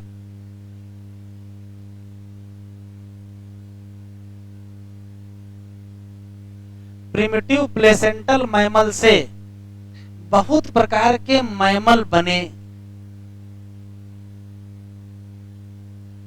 प्रिमिटिव प्लेसेंटल मैमल से बहुत प्रकार के मैमल बने। बताओ डाइवर्जेंट है कि कन्वर्जेंट? बहुत प्रकार के प्रिमिटिव मार्सुपियल से बहुत प्रकार के मार्सुपियल बने। ये भी क्या है? डाइवर्जेंट। अभी सब डाइवर्जेंट ही बताया है, फिर से सुनेंगे। प्रिमिटिव प्लेसेंटल मैमल से डिफरेंट टाइप के प्लेसेंटल मैमल इवाल्व हुए। किसका एग्जाम्पल है? डाइवर्जेंट। प्रिमिटिव मार्सुपियल से डिफरेंट टाइप के मार्सुपियल इवाल्व हुए, ये किसका एग्जाम्पल? ये भी डाइवर्जेंट है। लेकिन जब दो एडाप्टिव रेडिएशन, ये एडाप्टिव रेडिएशन है, ये भी एडाप्टिव रेडिएशन है, जब दो adaptive radiation isolated geographical area में चलते हैं तो वो आपस में क्या होते हैं? तो आंसर देंगे कन्वर्जेंट इवोल्यूशन। और हम कन्वर्जेंट कब कहते हैं? तो अलग अलग लोग एक जैसी चीज बनाए। देखो प्रिमिटिव प्लेसेंटल ने मोल बनाया, तो प्रिमिटिव मार्सुपियल ने भी कहा हम भी मोल बनाएंगे। तो अलग अलग लोगों ने एक जैसी चीज बनाई। इन्होंने कहा हम माउस बनाएंगे, तो इन्होंने कहा हम भी माउस बनाएंगे। तो अलग अलग लोगों ने एक ऐसी चीज बनाई। इन्होंने कहा कि हम स्क्वायरल बनाएंगे, इन्होंने कहा हम भी मिलता जुलता फैलेंजर बना लेंगे। तो अभी क्वेश्चन जानते क्या आया था? एक क्वेश्चन में 5-5 नाम लिखे थे। एक क्वेश्चन में 5-5 नाम लिखे थे और क्वेश्चन पूछा था इसमें से कौन है जो डाइवर्जेंट इवोल्यूशन को रिप्रेजेंट कर रहा है। तो अगर डाइवर्जेंट के ऑप्शन ढूंढना चाहोगे तो सारे नाम या तो इस तरफ के होते या तो सारे नाम इस तरफ। जैसे ये 5 नाम दिए हो तो ये किसको रिप्रेजेंट कर रहे हैं? और ये 5 दे रहे हो और ये 5 दे रहे हो। अरे तो भैया 3 तो डाइवर्जेंट है और ये कन्वर्जेंट है। फिर से सुने ध्यान से, एग्जामिनर ने 5-5 नाम दिए थे और पूछा था इसमें से कौन सा एग्जाम्पल है जो सिर्फ डाइवर्जेंट को रिप्रेजेंट कर रहा है। तो सिर्फ डाइवर्जेंट को या तो इधर के सारे नाम या तो उधर के सारे नाम, कुछ नाम इधर के और कुछ नाम उधर के, तो क्या हो जाएगा? क्या हो जाएगा? इसी साल नीट में आया है, पहली बार आया है, इससे पहले कभी नहीं आया था। तो हो सकता क्वेश्चन ये रिपीट हो जाए, तो या तो वही सवाल रिपीट हो जाएगा या तो नया बन जाएगा। तो याद अगर आप सब याद रखोगे तो कुछ याद नहीं रहेगा। तो या तो इधर के सब नाम याद कर लो या तो इधर के सब नाम याद कर लो, एक तरफ के याद कर लो। उधर के सारे डाइवर्जेंट, इधर के सारे अगर ऐसे ऐसे दे दिया तो कन्वर्जेंट। अब देखो क्या लिखा है, when more than one adaptive radiation appear occur in representing different habitat,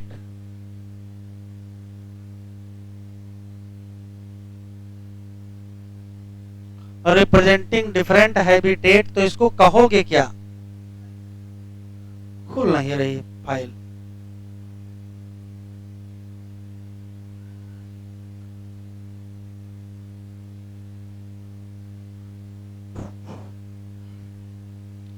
कुछ समझ में ना आए तो ये एग्जाम्पल रट लेंगे। क्या? प्लेसेंटल वुल्फ की तुलना किससे की जाए?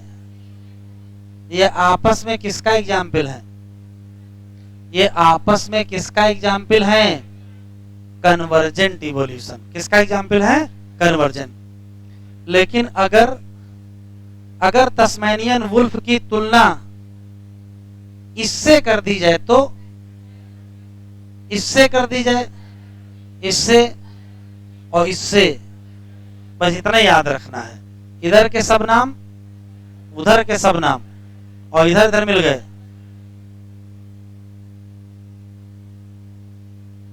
बायोलॉजिकल इवोल्यूशन, रटना है, इस हेडिंग में रटना है केवल। इवोल्यूशन बाय नेचुरल सिलेक्शन, ये कब से शुरू हुआ? तो कहोगे जब से क्या बना, जिसमें क्या था, मेटाबॉलिक कैपेबिलिटी में अंतर था।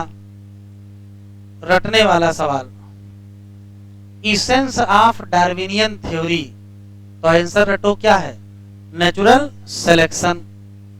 Rate of appearance of new life form, किससे जुड़ा मसला है, लाइफ स्पान से।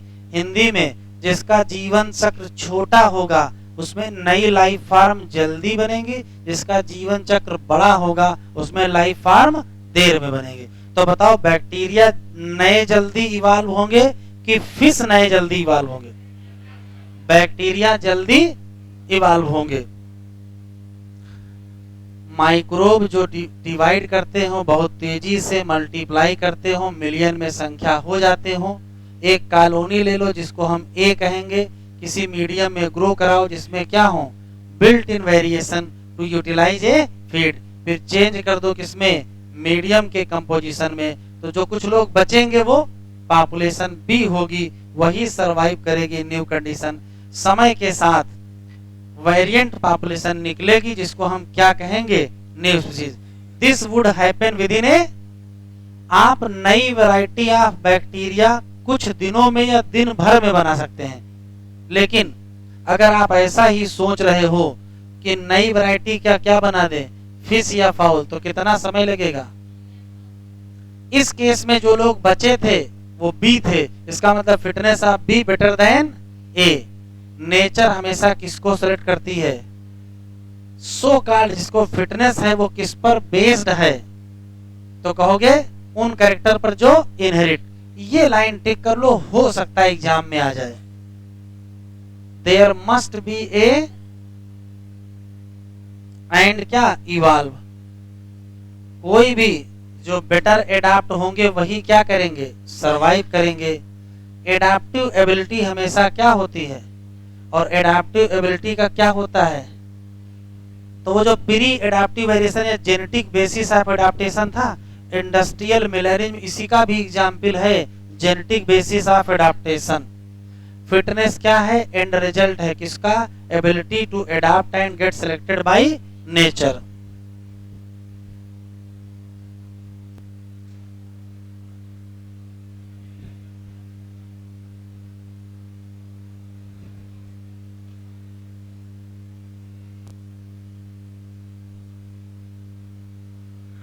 Branching descent and natural selection. Branching descent and natural selection ये क्या है, की कॉन्सेप्ट है, किनकी थ्योरी के। डार्विन से पहले एक फ्रेंच नेचुरलिस्ट थे जिनका नाम, इन्होंने कहा कि evolution of life form occurred but driven by use and, Hindi में यूज एंड डिसयूज से इवोल्यूशन हुआ है, ये किसका कहना है, लैमार्क का। इन्होंने ही कहा, एग्जाम्पल भी दिया कि जो जिराफ है जिसने प्रयास किया कि दूर जाती हुई पत्तियों को खाया तो इलांगेशन हो गया क्या, नेक, और ये एक्वायर्ड कैरेक्टर है जो पास हो गया कहां, सक्सेसिंग, और धीरे धीरे लॉन्ग नेक हो गई। लेकिन बहुत ज्यादा लोगों ने इस पर विश्वास, तो क्वेश्चन सिर्फ दो हैं, ध्यान से सुने। Use and disuse of organ के हिसाब से इवोल्यूशन कौन मानता है, लैमार्क। इसमें कौन से कैरेक्टर हैं, एक्वायर्ड, और इसका एग्जाम्पल जिराफ का इलांगेटेड नेक। तीन ही क्वेश्चन है। इवोल्यूशन क्या है, प्रोसेस या रिजल्ट, आखिरी में बता दिए, पता नहीं चल पाया है। पहला क्वेश्चन है इवोल्यूशन प्रोसेस है कि रिजल्ट है, पूरा पढ़ डालोगे पता नहीं चलेगा। What would we see in animate या एनिमेट, सजीव और निर्जीव। सक्सेस स्टोरी है क्या, evolution. When we describe story this would describe as evolution as a process. लेकिन दूसरी तरफ when we treat evolution is a consequence of a process, कौन सा, natural selection. We are still not very clear, अभी तक बिल्कुल clear नहीं हो पाए हैं कि इवोल्यूशन क्या है, प्रोसेस है कि रिजल्ट है। जब क्लियर नहीं तो दिए काहे थे, केवल कंफ्यूज करने के लिए है, इसका कोई मतलब नहीं। इवोल्यूशन क्या है कि तो जब इनको पता चल जाएगा हम भी बता देंगे क्या है, प्रोसेस है कि रिजल्ट है, तो ना प्रोसेस है ना रिजल्ट है।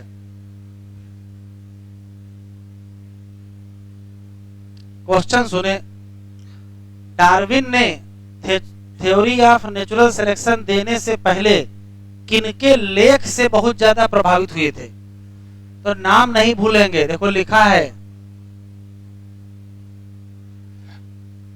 डार्विन किसके काम से बहुत ज्यादा प्रभावित हुए? थॉमस माल्थस का वर्क किस पर? नेचुरल सिलेक्शन किस पर आधारित है? ऑब्जर्वेशन। जैसे नेचुरल रिसोर्स क्या है? लिमिटेड। पॉपुलेशन का साइज क्या है? स्टेबल। मेंबर ऑफ पॉपुलेशन में क्या पाए जाते हैं? वेरिएशन। भले ही ऊपर से एक जैसे दिखते हों और ज्यादातर वेरिएशन क्या होती है? इनहेरिट। फैक्ट क्या है? Theoretically population size will grow exponentially. Theory कहती है कि किसी भी ऑर्गेनिज्म से ये नहीं कहा जा रहा है कि बच्चे कम पैदा करो, फिर भी पॉपुलेशन सीमित क्यों है, ये थ्योरी है। तो थ्योरी कहती है कि क्या होना चाहिए? एक्सपोनेंशियली, लेकिन ऐसा है नहीं। पॉपुलेशन का साइज क्या है? लिमिटेड है। इसका मतलब देखो क्या है, इसका मतलब है कि क्या चल रहा है? कंपटीशन। ये असर्शन रीजन है। असर्शन ये है कि थ्योरी कहती है कि पॉपुलेशन का साइज तेजी से बढ़ना चाहिए, पॉपुलेशन की ग्रोथ कैसी होनी चाहिए? एक्सपोनेंशियली होनी चाहिए, लेकिन ऐसा है नहीं। क्यों? तो रीजन ये दे है। क्या है? क्या है? कंपटीशन। क्योंकि केवल कुछ ही क्या करेंगे? सरवाइव करेंगे। ही असर्टेड दैट, डार्विन मानते हैं कि जो वेरिएशन है वो क्या होती हैं? हेरिटेबल। वही इस लायक बनाती हैं कि यूटिलाइजेशन कर सकें किसका? रिसोर्स का, और एडाप्ट कर सकें उस पर्टिकुलर हैबिटेट में, और ढेर सारी प्रोजनी छोड़ के जाएं कम समय में। सर्वाइवल विल लीव क्या? मोर प्रोजनी, जो आसानी से क्या कर सके? एडाप्ट कर सके। इस पूरी कहानी याद क्या रखोगे? पैराग्राफ तो बहुत बड़ा लिखा है, क्वेश्चन सिर्फ 2-3 है। पहला, डार्विन किससे बहुत ज्यादा प्रभावित थे? माल्थस से। डार्विन की जो नेचुरल सिलेक्शन की थ्योरी है वो किस पर बेस्ड है? तो कुछ ऑब्जर्वेशन पर, जो कि फैक्ट। ऑब्जर्वेशन क्या है?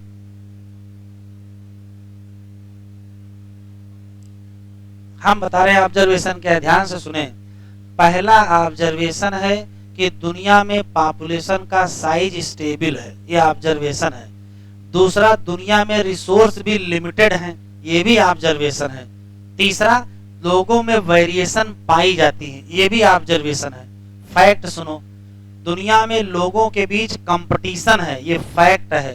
तो जब कंपटीशन होगा तो फिटेस्ट ही क्या करेगा? सरवाइव करेगा।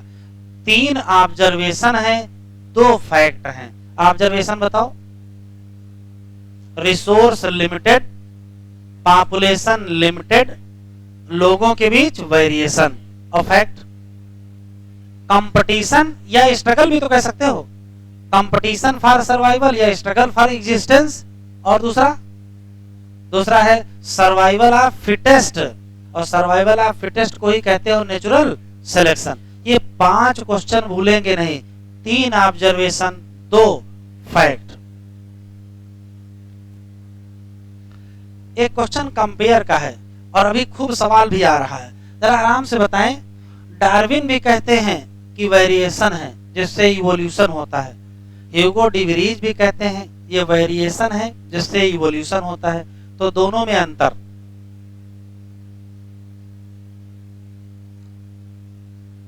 तो अंतर सुने क्या है।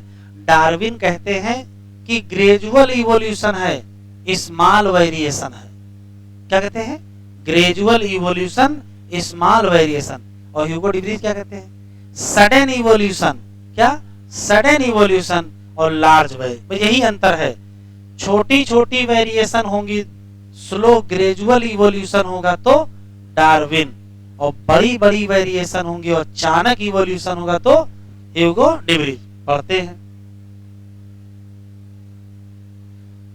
मेंडल कहते हैं कि फैक्टर थे। मेंडल की बात खत्म। डार्विन या तो चुप रहे हैं, कुछ बोले ही नहीं उस बारे में, फैक्टर की कहानी बताए नहीं। लेकिन first decade of 20th century, Hugo de Vries, ये जो फर्स्ट डिकेड है तो क्या ये 1901 है। 20वीं शताब्दी का पहला दशक, 20वीं शताब्दी का पहला दशक का मतलब 1901 से 1910, ये 1901 ही है। उसी साल ह्यूगो डिवरीज ने बताया। किस पर एक्सपेरिमेंट किया था? इन्होंने ही आइडिया दिया किसका? इनका कहना है लार्ज डिफरेंस अचानक अपीयर हो जाएंगे। इनका ही मानना है कि म्यूटेशन ही है क्या करता है? इवोल्यूशन। कौन नहीं कर सकता है? जैसा कौन कह रहा था? फिर से सुने, इनका कहना है कि इवोल्यूशन कैसे होगा है? और डार्विन का कहना किससे होगा? खूब सवाल आ रहा है। म्यूटेशन वाली वेरिएशन कैसी? पेपर उठा के देखें, लेटेस्ट में आया है। कैसी? म्यूटेशनल वेरिएशन कैसी?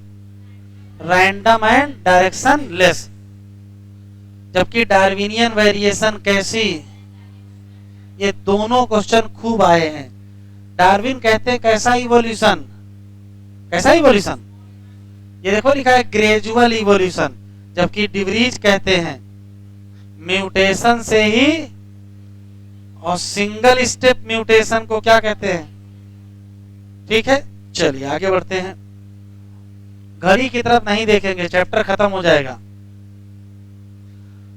पॉपुलेशन, इस पूरे पैराग्राफ में काम की बातें याद रखिएगा। कहानी यहां बहुत लिखी है, ध्यान से सुन ले।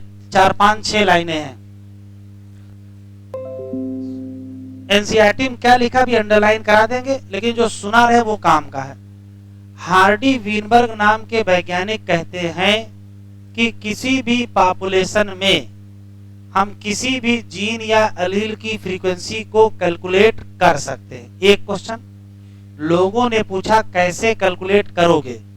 कहा जिसकी फ्रीक्वेंसी कैलकुलेट करना होगा उसका नंबर ऊपर रखेंगे, टोटल नंबर नीचे रखेंगे, फ्रीक्वेंसी निकल आएगी।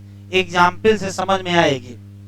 किसी पॉपुलेशन में 100 लोग हैं और 100 लोगों में से केवल 10 लोग हैं जो स्मॉल ए वाले हैं, तो कहो कि होमोजाइगस रेसेसिव इंडिविजुअल की फ्रीक्वेंसी बताओ। तो कहोगे ये लोग 10 हैं, कितने में? तो फ्रीक्वेंसी कितनी आएगी? निकल आई। इसी पॉपुलेशन में 50 लोग हैं जो कैपिटल ए स्मॉल ए है, तो आपसे पूछा जाए फ्रीक्वेंसी बताओ तो कितनी होगी? कहोगे 50 हैं, कितने में? तो फ्रीक्वेंसी कितनी? 0.5। इसी में से कितने लोग बचे? कैपिटल ए, तो फ्रीक्वेंसी बताओ। तो कहोगे 40, कितने में से? कितनी? 0.4। फिर दूसरी बात बताई, कहा इंडिविजुअल की फ्रीक्वेंसी तो कैलकुलेट कर ही सकते हैं, अलील की फ्रीक्वेंसी भी कैलकुलेट करेंगे। कहा वो कैसे? कहा कितने लोग हैं? 100 लोग, तो बताओ अलील कितने होंगे? 200। कैसे? एक इंडिविजुअल 2 होते हैं, तो 100 में कितने? 200। तो बताओ कैपिटल ए की फ्रीक्वेंसी कितनी है? तो जितने कैपिटल ए हो ऊपर और टोटल नीचे। देखो कितने कैपिटल ए हैं। तो 40 लोग हैं जिनके पास 2 कैपिटल ए हैं और 50 लोग हैं जिनके पास 1 कैपिटल ए है। तो कितने लोग हो गए? 90 लोग हो गए। कितने में से? 200 में से। आंसर कुछ निकलेगा। तो स्मॉल ए का बताओ। तो कितने स्मॉल ए? 10 लोग हैं जिनके पास 2 हैं। 10 लोग हैं जिनके पास, गलत हुआ, 40 40 80 हो जाएगा, प्लस 40 और होगा बेटा। हाँ, कितना हो गया? 130/200। स्मॉल ए बताओ कितने हैं? 10 लोग हैं जिनके पास 2 स्मॉल ए हैं, तो 20 तो यही हो गए। और 50 लोग हैं जिनके पास 1, तो 50 20 70, तो 70/200। बस कहने का मतलब है कि हमने कुल 5 फ्रीक्वेंसी निकाली हैं। कौन कौन सी? डोमिनेंट अलील की फ्रीक्वेंसी, रेसेसिव अलील की फ्रीक्वेंसी, होमोजाइगस रेसेसिव की, हेट्रोजाइगस की और होमोजाइगस डॉम। केवल 5 फ्रीक्वेंसी हैं। सिर्फ देखिए अभी हो क्या रहा है, ये एक ऐसी हेडिंग है जहां क्वेश्चन डिजाइन हो क्या रहा है, तो रट के तो आप कुछ कर ही नहीं सकते हो अगर समझे नहीं हो, तो इसको समझ लें। मैं फिर से रिपीट कर रहा हूं, हार्डी वीनबर्ग कहते हैं कि किसी भी पॉपुलेशन में किसी भी अलील या जीन या इंडिविजुअल की फ्रीक्वेंसी हम कैलकुलेट कर सकते हैं। कहा कैसे करोगे? कहा उसका नंबर ऊपर रखेंगे, टोटल नंबर नीचे रखेंगे, फ्रीक्वेंसी निकल आएगी। निकाल के दिखाओ देखें। 100 लोगों में से 10 लोग हैं जो ऐसे हैं, तो 10 ऊपर रखोगे, 100 नीचे रखोगे। 100 में से 50 लोग हैं जो ऐसे हैं, 50 ऊपर रखोगे, 100 नीचे रखोगे। 100 में 40 लोग हैं ऐसे हैं, 40 ऊपर रखोगे, 100 नीचे। ये 3 लोगों की निकल आई। फिर देखो कहा अलील की फ्रीक्वेंसी कैसे निकालेंगे? जितने लोग होते हैं उसके डबल अलील होते हैं। लोग कितने हैं? 100, तो अलील 200। उसमें से कैपिटल ए कितने हैं? तो देखो कैपिटल ए निकालना हो तो कैसे निकालोगे भाई? 40 लोग हैं जिनके पास 2 कैपिटल ए हैं, तो मतलब 40 प्लस 40 हो गया। और 50 लोग हैं जिनके पास 1 कैपिटल ए है, मतलब 50 और जोड़ दीजिए, तो बताओ कितने हो गए? 130। अब इस्माइल बताओ कितने हैं? देखो इस्माइल कैसे निकालोगे? 10 लोग हैं जिनके पास 2 हैं, मतलब 10 प्लस 10। और 50 लोग हैं जिनके पास 1 है, प्लस क्या 50, कितने आ जाएंगे? नंबर निकल आए। उनका नंबर ऊपर, टोटल अलील का नंबर नीचे। नीचे यहाँ 200 रखा है, यहाँ 100 रखा है, तो जब अलील निकालेंगे तो नीचे अलील रखेंगे, और जब इंडिविजुअल निकालेंगे तो नीचे इंडिविजुअल। कुल 5 फ्रीक्वेंसी हैं। इन सभी फ्रीक्वेंसी को कहते हैं क्या है? ध्यान से सुने। इसकी फ्रीक्वेंसी को कहते हैं पी स्क्वायर, इसकी फ्रीक्वेंसी को कहते हैं 2pq, और इसकी फ्रीक्वेंसी को कहते हैं पी स्क्वायर। सॉरी ऐसा उल्टा हो गया, नीचे बता रहे, कोई बात नहीं, सही कर लो। इसकी फ्रीक्वेंसी को क्यू स्क्वायर, उसकी फ्रीक्वेंसी को पी स्क्वायर, और इसकी फ्रीक्वेंसी को 2pq। इसकी फ्रीक्वेंसी को पी कहते हैं और इसकी फ्रीक्वेंसी को क्यू। तो कितनी फ्रीक्वेंसी हो गई? 5। हार्डी वीनबर्ग में रट के आपका कुछ नहीं होना है, सिर्फ याद रखो पी स्क्वायर क्या है, 2pq क्या है, क्यू स्क्वायर क्या है, पी क्या है और क्यू क्या है। बस ये बताओ किसकी फ्रीक्वेंसी है? Homozygous dominant. ये किसकी है? Frequency of heterozygous. ये किसकी है? Frequency of homozygous. ये किसकी है? Frequency of dominant allele. और ये किसकी है? Frequency of recessive allele. एक आखिरी लाइन इन्होंने बताई, इन्होंने कहा फ्रीक्वेंसी जोड़िए, जोड़ 1 आएगा। Sum total of all frequency is equal to 1, मतलब P square plus 2pq plus Q square equal to 1, या p plus q equal to 1। बस इतना याद रखेंगे आप।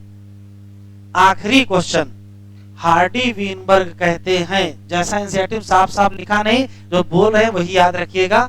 हार्डी वीनबर्ग कहते हैं कि किसी भी पॉपुलेशन की अलील फ्रीक्वेंसी आज कैलकुलेट कर लो।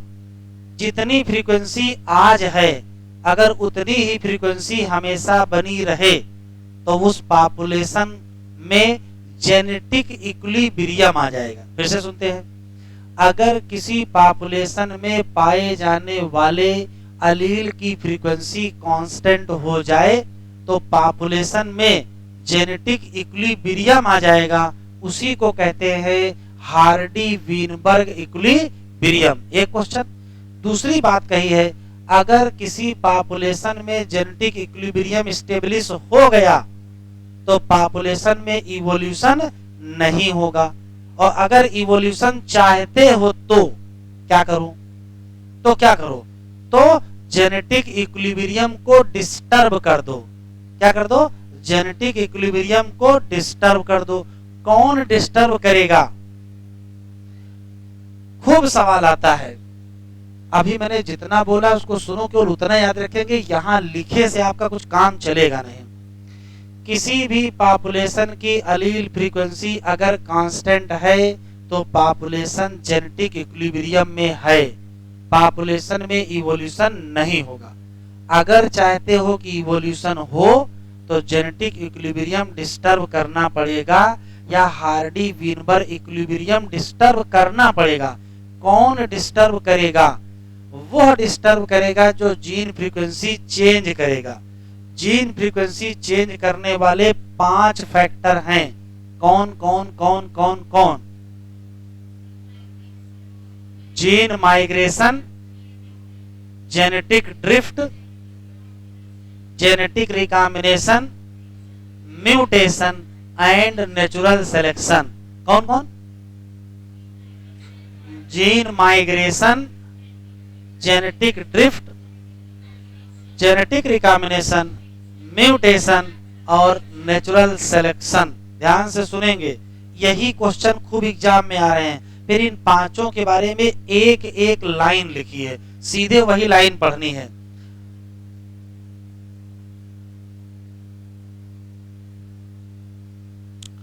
देखो स्पष्ट लिखा है यहां, the sum total of all frequency is equal to, अभी दिखाया मैंने, फिर लिखा है दिस इज कॉल्ड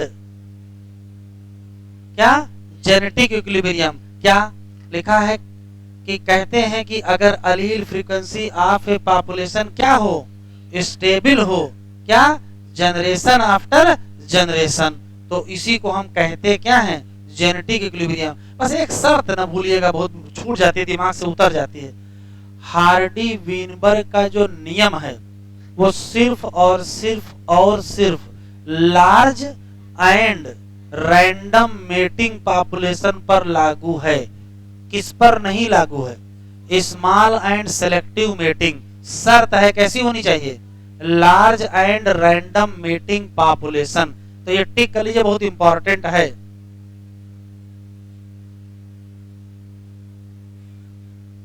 बाकी सब वही P+Q वगैरह चल रहा है। ये देखो लिखा है क्या करना पड़ेगा, डिस्टरबेंस किसमें या किसमें, और तभी क्या होगा, कितने लोग हैं जो हार्डी वीनबर्ग इक्विलिब्रियम को डिस्टर्ब करेंगे। 5। कौन? जीन माइग्रेशन या दूसरा, तीसरा, चौथा, पांचवा। यही सवाल खूब आ रहा है। व्हेन माइग्रेशन हो जाए, बेटा बातचीत ना करो भाई, 10-15 मिनट और सुन ले, चैप्टर में कुछ बचा नहीं है, जो कुछ है इसी में है। जब माइग्रेशन हो जाए सेक्शन ऑफ पॉपुलेशन का एक जगह से दूसरी जगह, तो जीन फ्रीक्वेंसी बदल जाएगी दोनों पॉपुलेशन में, ओरिजिनल और न्यू। कुछ अलील जुड़ जाएंगे और कुछ अलील लॉस हो जाएंगे। जीन फ्लो ही क्या है, जीन फ्लो में जीन माइग्रेशन होता है, बस क्या है ये, मल्टीपल टाइम। अगर कहीं जीन की फ्रीक्वेंसी बदल जाए, कैसे देखो, जीन फ्रीक्वेंसी बदल जाए, चांस इवेंट, जैसे भूकंप आ जाए, सुनामी आ जाए, बाढ़ आ जाए, ज्वालामुखी फट जाए, अचानक बहुत लोग मर जाएं, तो जीन फ्रीक्वेंसी चेंज होगी। इसको कहते क्या हो, change in gene frequency, so different new sample of population बनेगा। और जेनेटिक ड्रिफ्ट में कौन सा इफेक्ट देखने को मिलता है, पॉइंट। माइक्रोबियल एक्सपेरिमेंट शो कर रहे हैं कि अगर प्री एग्जिस्टिंग वेरिएशन है, अगर वो सेलेक्ट हो गई तो हमेशा क्या बनेंगे, नई। नेचुरल सिलेक्शन एक प्रोसेस है जिसमें हेरिटेबल वेरिएशन से नई लोग सरवाइव करते हैं और ढेर सारे प्रोजनी, वही डार्विन वाली कहानी। क्रिटिकल एनालिसिस बताती है कि म्यूटेशन या वेरिएशन ड्यू टू रिकॉम्बिनेशन या जीन फ्लो या जेनेटिक ड्रिफ्ट, ये सब क्या चेंज करते हैं, जीन फ्रीक्वेंसी। यहां नेचुरल सिलेक्शन के 3 तरीके दिए हैं, जरा डायग्राम देख लो। एक क्वेश्चन भी लेटेस्ट 2019 में बनाया गया था कि एक हॉस्पिटल में बच्चों का जन्म होता है, बच्चों के जन्म के वजन की 3 कैटेगरी हैं। लिखा था औसत वजन वाले ज्यादा थे, कम वजन वाले भी कम थे, ज्यादा वजन वाले भी कम थे। बताओ ये कौन सा सिलेक्शन है? तो औसत जिसमें ज्यादा होते वो स्टेबलाइजिंग। 3 क्वेश्चन केवल यहां याद रखिएगा, 3 नाम। नेचुरल सिलेक्शन 3 तरीके से काम करता है। एक तरीका है कौन सा? स्टेबलाइजिंग, एक है डायरेक्शनल और एक है क्या? डिसरप्टिव। स्टेबलाइजिंग का मतलब एवरेज कैरेक्टर बढ़े, डायरेक्शनल का मतलब है अदर देन एवरेज बढ़े, और डिसरप्टिव का मतलब होता है 2 पीक बने। बस 3 ही क्वेश्चन है। किसी पॉपुलेशन में capital A capital A capital A small a small a small a 3 लोग हैं। अगर कैपिटल ए स्मॉल ए वालों की संख्या बढ़े तो ये एवरेज वाले लोग बढ़ रहे हैं। अगर कैपिटल ए बढ़े तो ये एक एक्सट्रीम बढ़ रहा है, ये डायरेक्शनल होगा। कैपिटल ए भी बढ़े, स्मॉल ए भी बढ़े तो क्या है? डिसरप्टिव। बस इतना याद रखना है।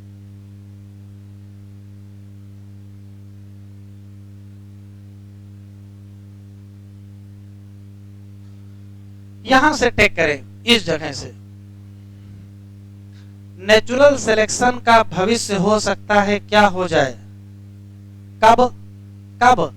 जब ये जैसे लिखा है ऐसे ही नीट में आया है। More individual acquire mean character value.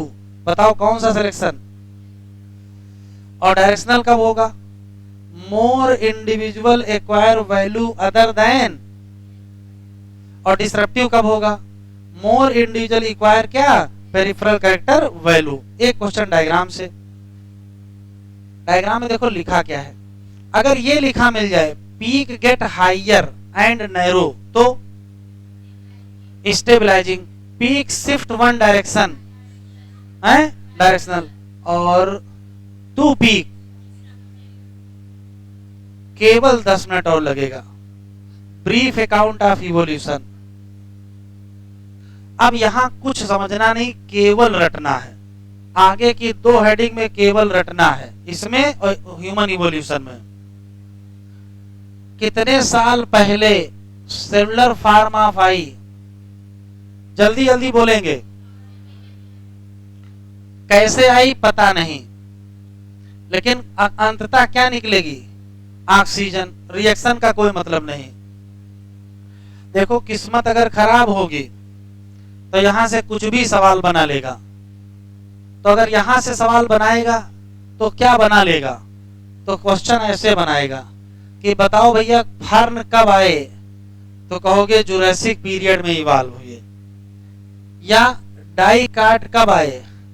तो क्रिटेशियस पीरियड में। या फ्लावरिंग प्लांट कब आए? क्वाटरनरी पीरियड में। ब्रायोफाइट कब आए? टर्सरी पीरियड में। आराम से बताएंगे। जिम्नोस्पर्म कब आए?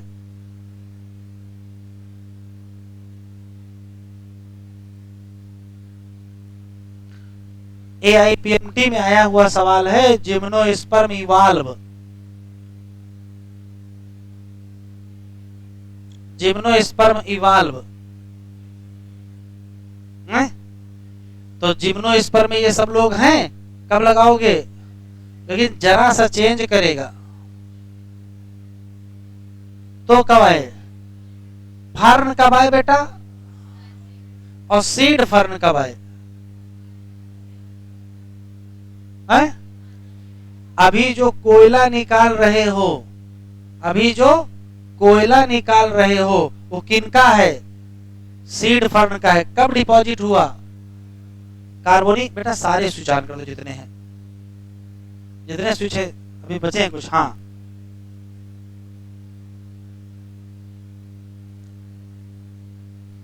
चलो आराम से बताओ। इनवर्टिब्रेट कब आए? सब रटना है। 500 मिलियन। जालेस फिश कब आए? सीवीड कब आए? कह रहा है जमीन पर पैर किसने रखा? We are told that first organ that invade land were क्या? Plant. फिर फिश विद स्टाउट आए, साथ में स्ट्रांग फिन आए। ये पानी से निकल के लैंड पर आए, लेकिन आराम से बताएं ये घटना कब हुई? एक फिश पकड़ी गई कब? ये किससे बिलोंग करती है? लोब फिन, अंडरलाइन करो, लोब फिन ही किसमें इवाल्व हुए? पलट देते हैं, बताओ पहले एम्फीबिया कहां से इवाल्व हुए? तो पीछे लिखा है कहां से? Lobe fin. कह रहा कोई भी स्पेसिमेन अब हमारे पास नहीं बचा है। उन्हीं के नए पूर्वज में से आज कौन बन गए हैं? फ्रॉग और सैलामेंडर। एम्फीबियन से क्या बने? रेप्टाइल। रेप्टाइल की पहचान सुनो,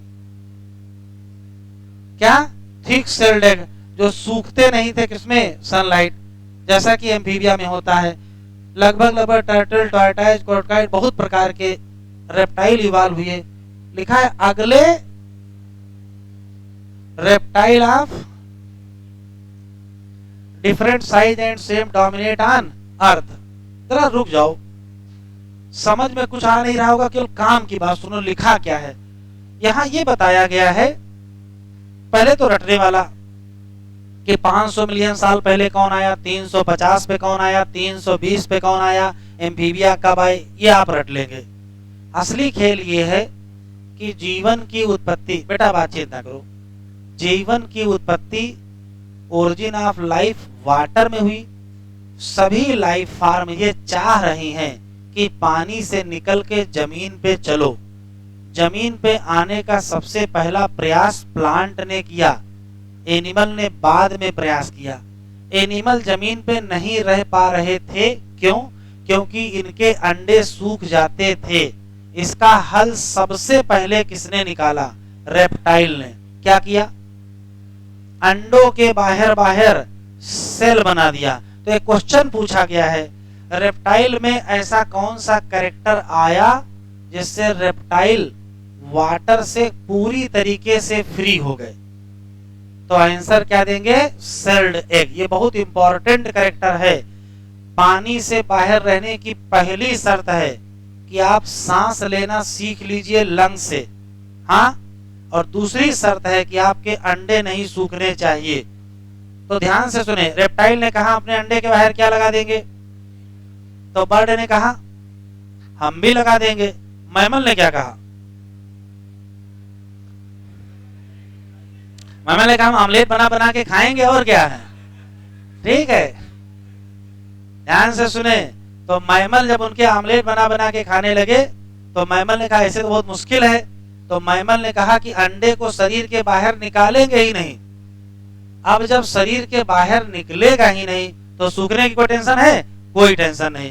तो इवोल्यूशन देखो, फिश के अंडे कहाँ हैं? पानी में। एम्फीबिया के अंडे पानी में। रेप्टाइल के बाहर लेकिन सेल्ड। बर्ड के बाहर लेकिन सेल्ड। और मैमल के पानी के कहा? बॉडी के अंदर है। तो बचे रहने की संभावना बढ़ गई। यही इवोल्यूशन है वास्तव में, केवल बचे रहने का कॉन्सेप्ट है और कुछ नहीं है। कुछ रेप्टाइल को मजा नहीं आया और कैसे हो गए? लिखा है 200 मिलियन साल पहले क्या बना? कुछ बहुत खतरनाक बड़े बड़े हो गए। सबसे बिगेस्ट कौन सा है? कितने फीट का? पता नहीं क्या हुआ। पता नहीं क्या हुआ कि 65 मिलियन ईयर एगो अचानक सडनली डायनासोर क्या हो गए? डिसअपियर। कितने साल पहले? क्या कारण है? पता नहीं। कुछ लोग कह रहे हैं कि क्या बन गए, कुछ लोग कह रहे हैं कि ये क्या बन गए, और कुछ लोग कह रहे हैं कि क्लाइमेट चेंज को मैनेज नहीं कर पाए। पहला मैमल बताओ कैसा था? उनके फॉसिल अभी भी मिल रहे हैं। मैमल ने क्या इवॉल्व किया? तो प्रोटेक्ट करेंगे यंगवन को इनसाइड मदर बॉडी। धीरे धीरे समय बदला, रेप्टाइल कम हुए तो कौन बढ़ गया? मैमल। एक यहां अच्छा क्वेश्चन लिखा है, जरा आराम से बताओ, मार्सुपियल केवल ऑस्ट्रेलिया में ही क्यों है? ये देखो लिखा है, pouched mammal of Australia survive due to lack of competition. किसके बाद? हिंदी में सवाल सुने, याद रखे। ऑस्ट्रेलिया में पाउच्ड मैमल बच गए, बाकी सब जगह खत्म हो गए। क्यों? क्योंकि वहां कंपटीशन कम था। क्यों कंपटीशन कम था? तो देखो, ये है ओरिएंटल कॉन्टिनेंट, ये है ऑस्ट्रेलिया। मेन लैंड से अलग हो गए ना, तो क्या कोई तैर के यहां जाएगा मारने? तैर को तो जाएगा नहीं, इसी नाते यहां बच गए।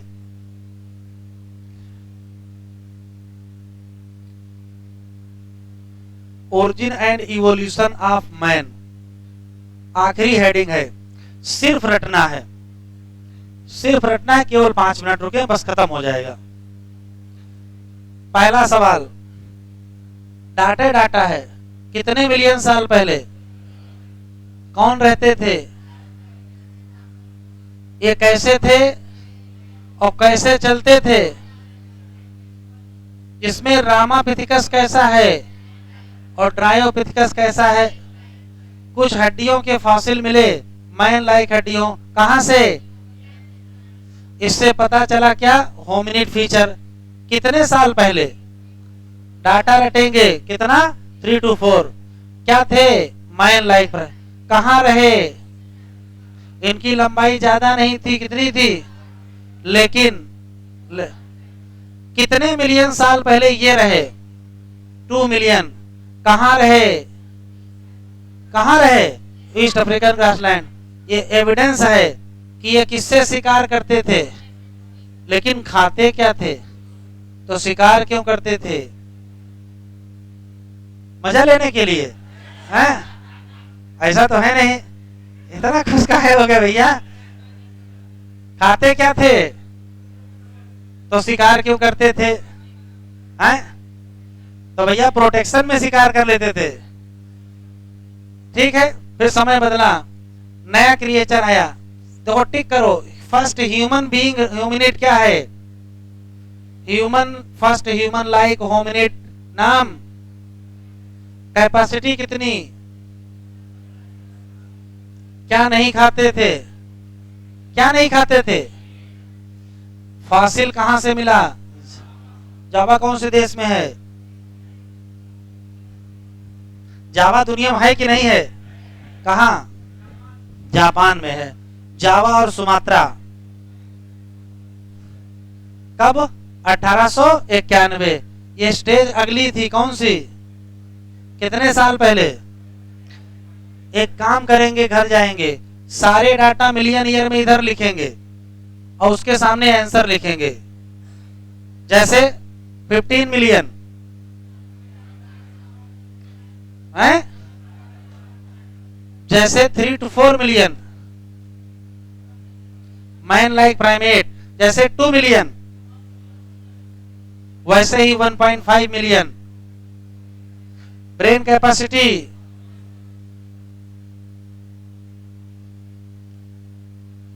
बस खत्म। यहां अच्छा, कौन मांस खाते थे? तो मांस खाने की आदत जानते हो कहां से आई? वास्तव में जंगल में आग लग गई और जानवर गए भून। अब जानवर भून गए तो कहीं लाओ खा के देखते गए ना, आप तो ज्यादा सही लग रहा है। तो आग का सबसे पहला इस्तेमाल किसने किया? किसने किया? होमो इरेक्टस, उसमें जावा मैन ने किया। निएंडरथल मैन का ब्रेन साइज, सब क्वेश्चन पूछे गए। कहां रहता था?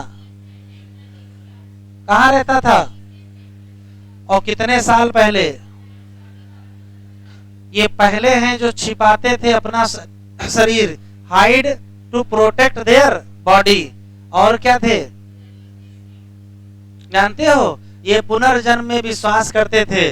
ध्यान से सुनिए, ये डेड बॉडी को दफनाते थे, मानते थे कि आत्मा दोबारा आएगी तो उसका शरीर क्या रखा जाए? सुरक्षित। इससे पहले वाले मैन ईटिंग मैन थे। कौन? जावा मैन। कोई मर गया कहीं, आज पार्टी है। ठीक है, तो इंसान को खाने वाला इंसान कौन? जावा मैन। लेकिन इनका बुद्धि का विकास हो गया और ये पुनर्जन्म में विश्वास करते थे। इस नाते सबसे पहले दफनाना किसने शुरू किया? किसने शुरू किया? Neanderthal man. सबसे पहले शरीर ढकना किसने शुरू किया? Neanderthal man. होमो सैपियंस कहाँ एराइज हुआ? फिर पूरी दुनिया में फैल गया। किस एज में एराइज हुआ? Ice age. और कितने साल पहले? कितने साल पहले? Modern Homo sapiens arise. Prehistoric cave art, प्राचीन जो रंगीन चित्रकारी है वो कब डेवलप हुई? 18। ऐसी ही एक पेंटिंग प्री हिस्टोरिक ह्यूमन, अगर देखना है तो कहां जाएं? कहां है? कहां? ये किस मानव ने किया है? किसने किया है? क्रो-मैगनान मैन। किसने किया है? क्रो-मैगनान। कितने साल पहले? 18,000 साल पहले। खेती करना कब से शुरू किया? इतना खुश का है भैया? कितने साल पहले? 10,000 साल पहले क्या शुरू हुआ? Human settlement. और तब से ऐसे ही चल रहा है। इसकी समरी इंपॉर्टेंट है। समरी में एक क्वेश्चन, ये और कहीं नहीं लिखा है, पूरा चैप्टर पढ़ डालो, ये शब्द कहीं लिखा नहीं है। कहीं लिखा है? Parallel evolution. पैरेलल इवोल्यूशन तो देखो पढ़ो अंडरलाइन से। Story of evolution of modern man is most interesting and appear to parallel evolution of human brain and language.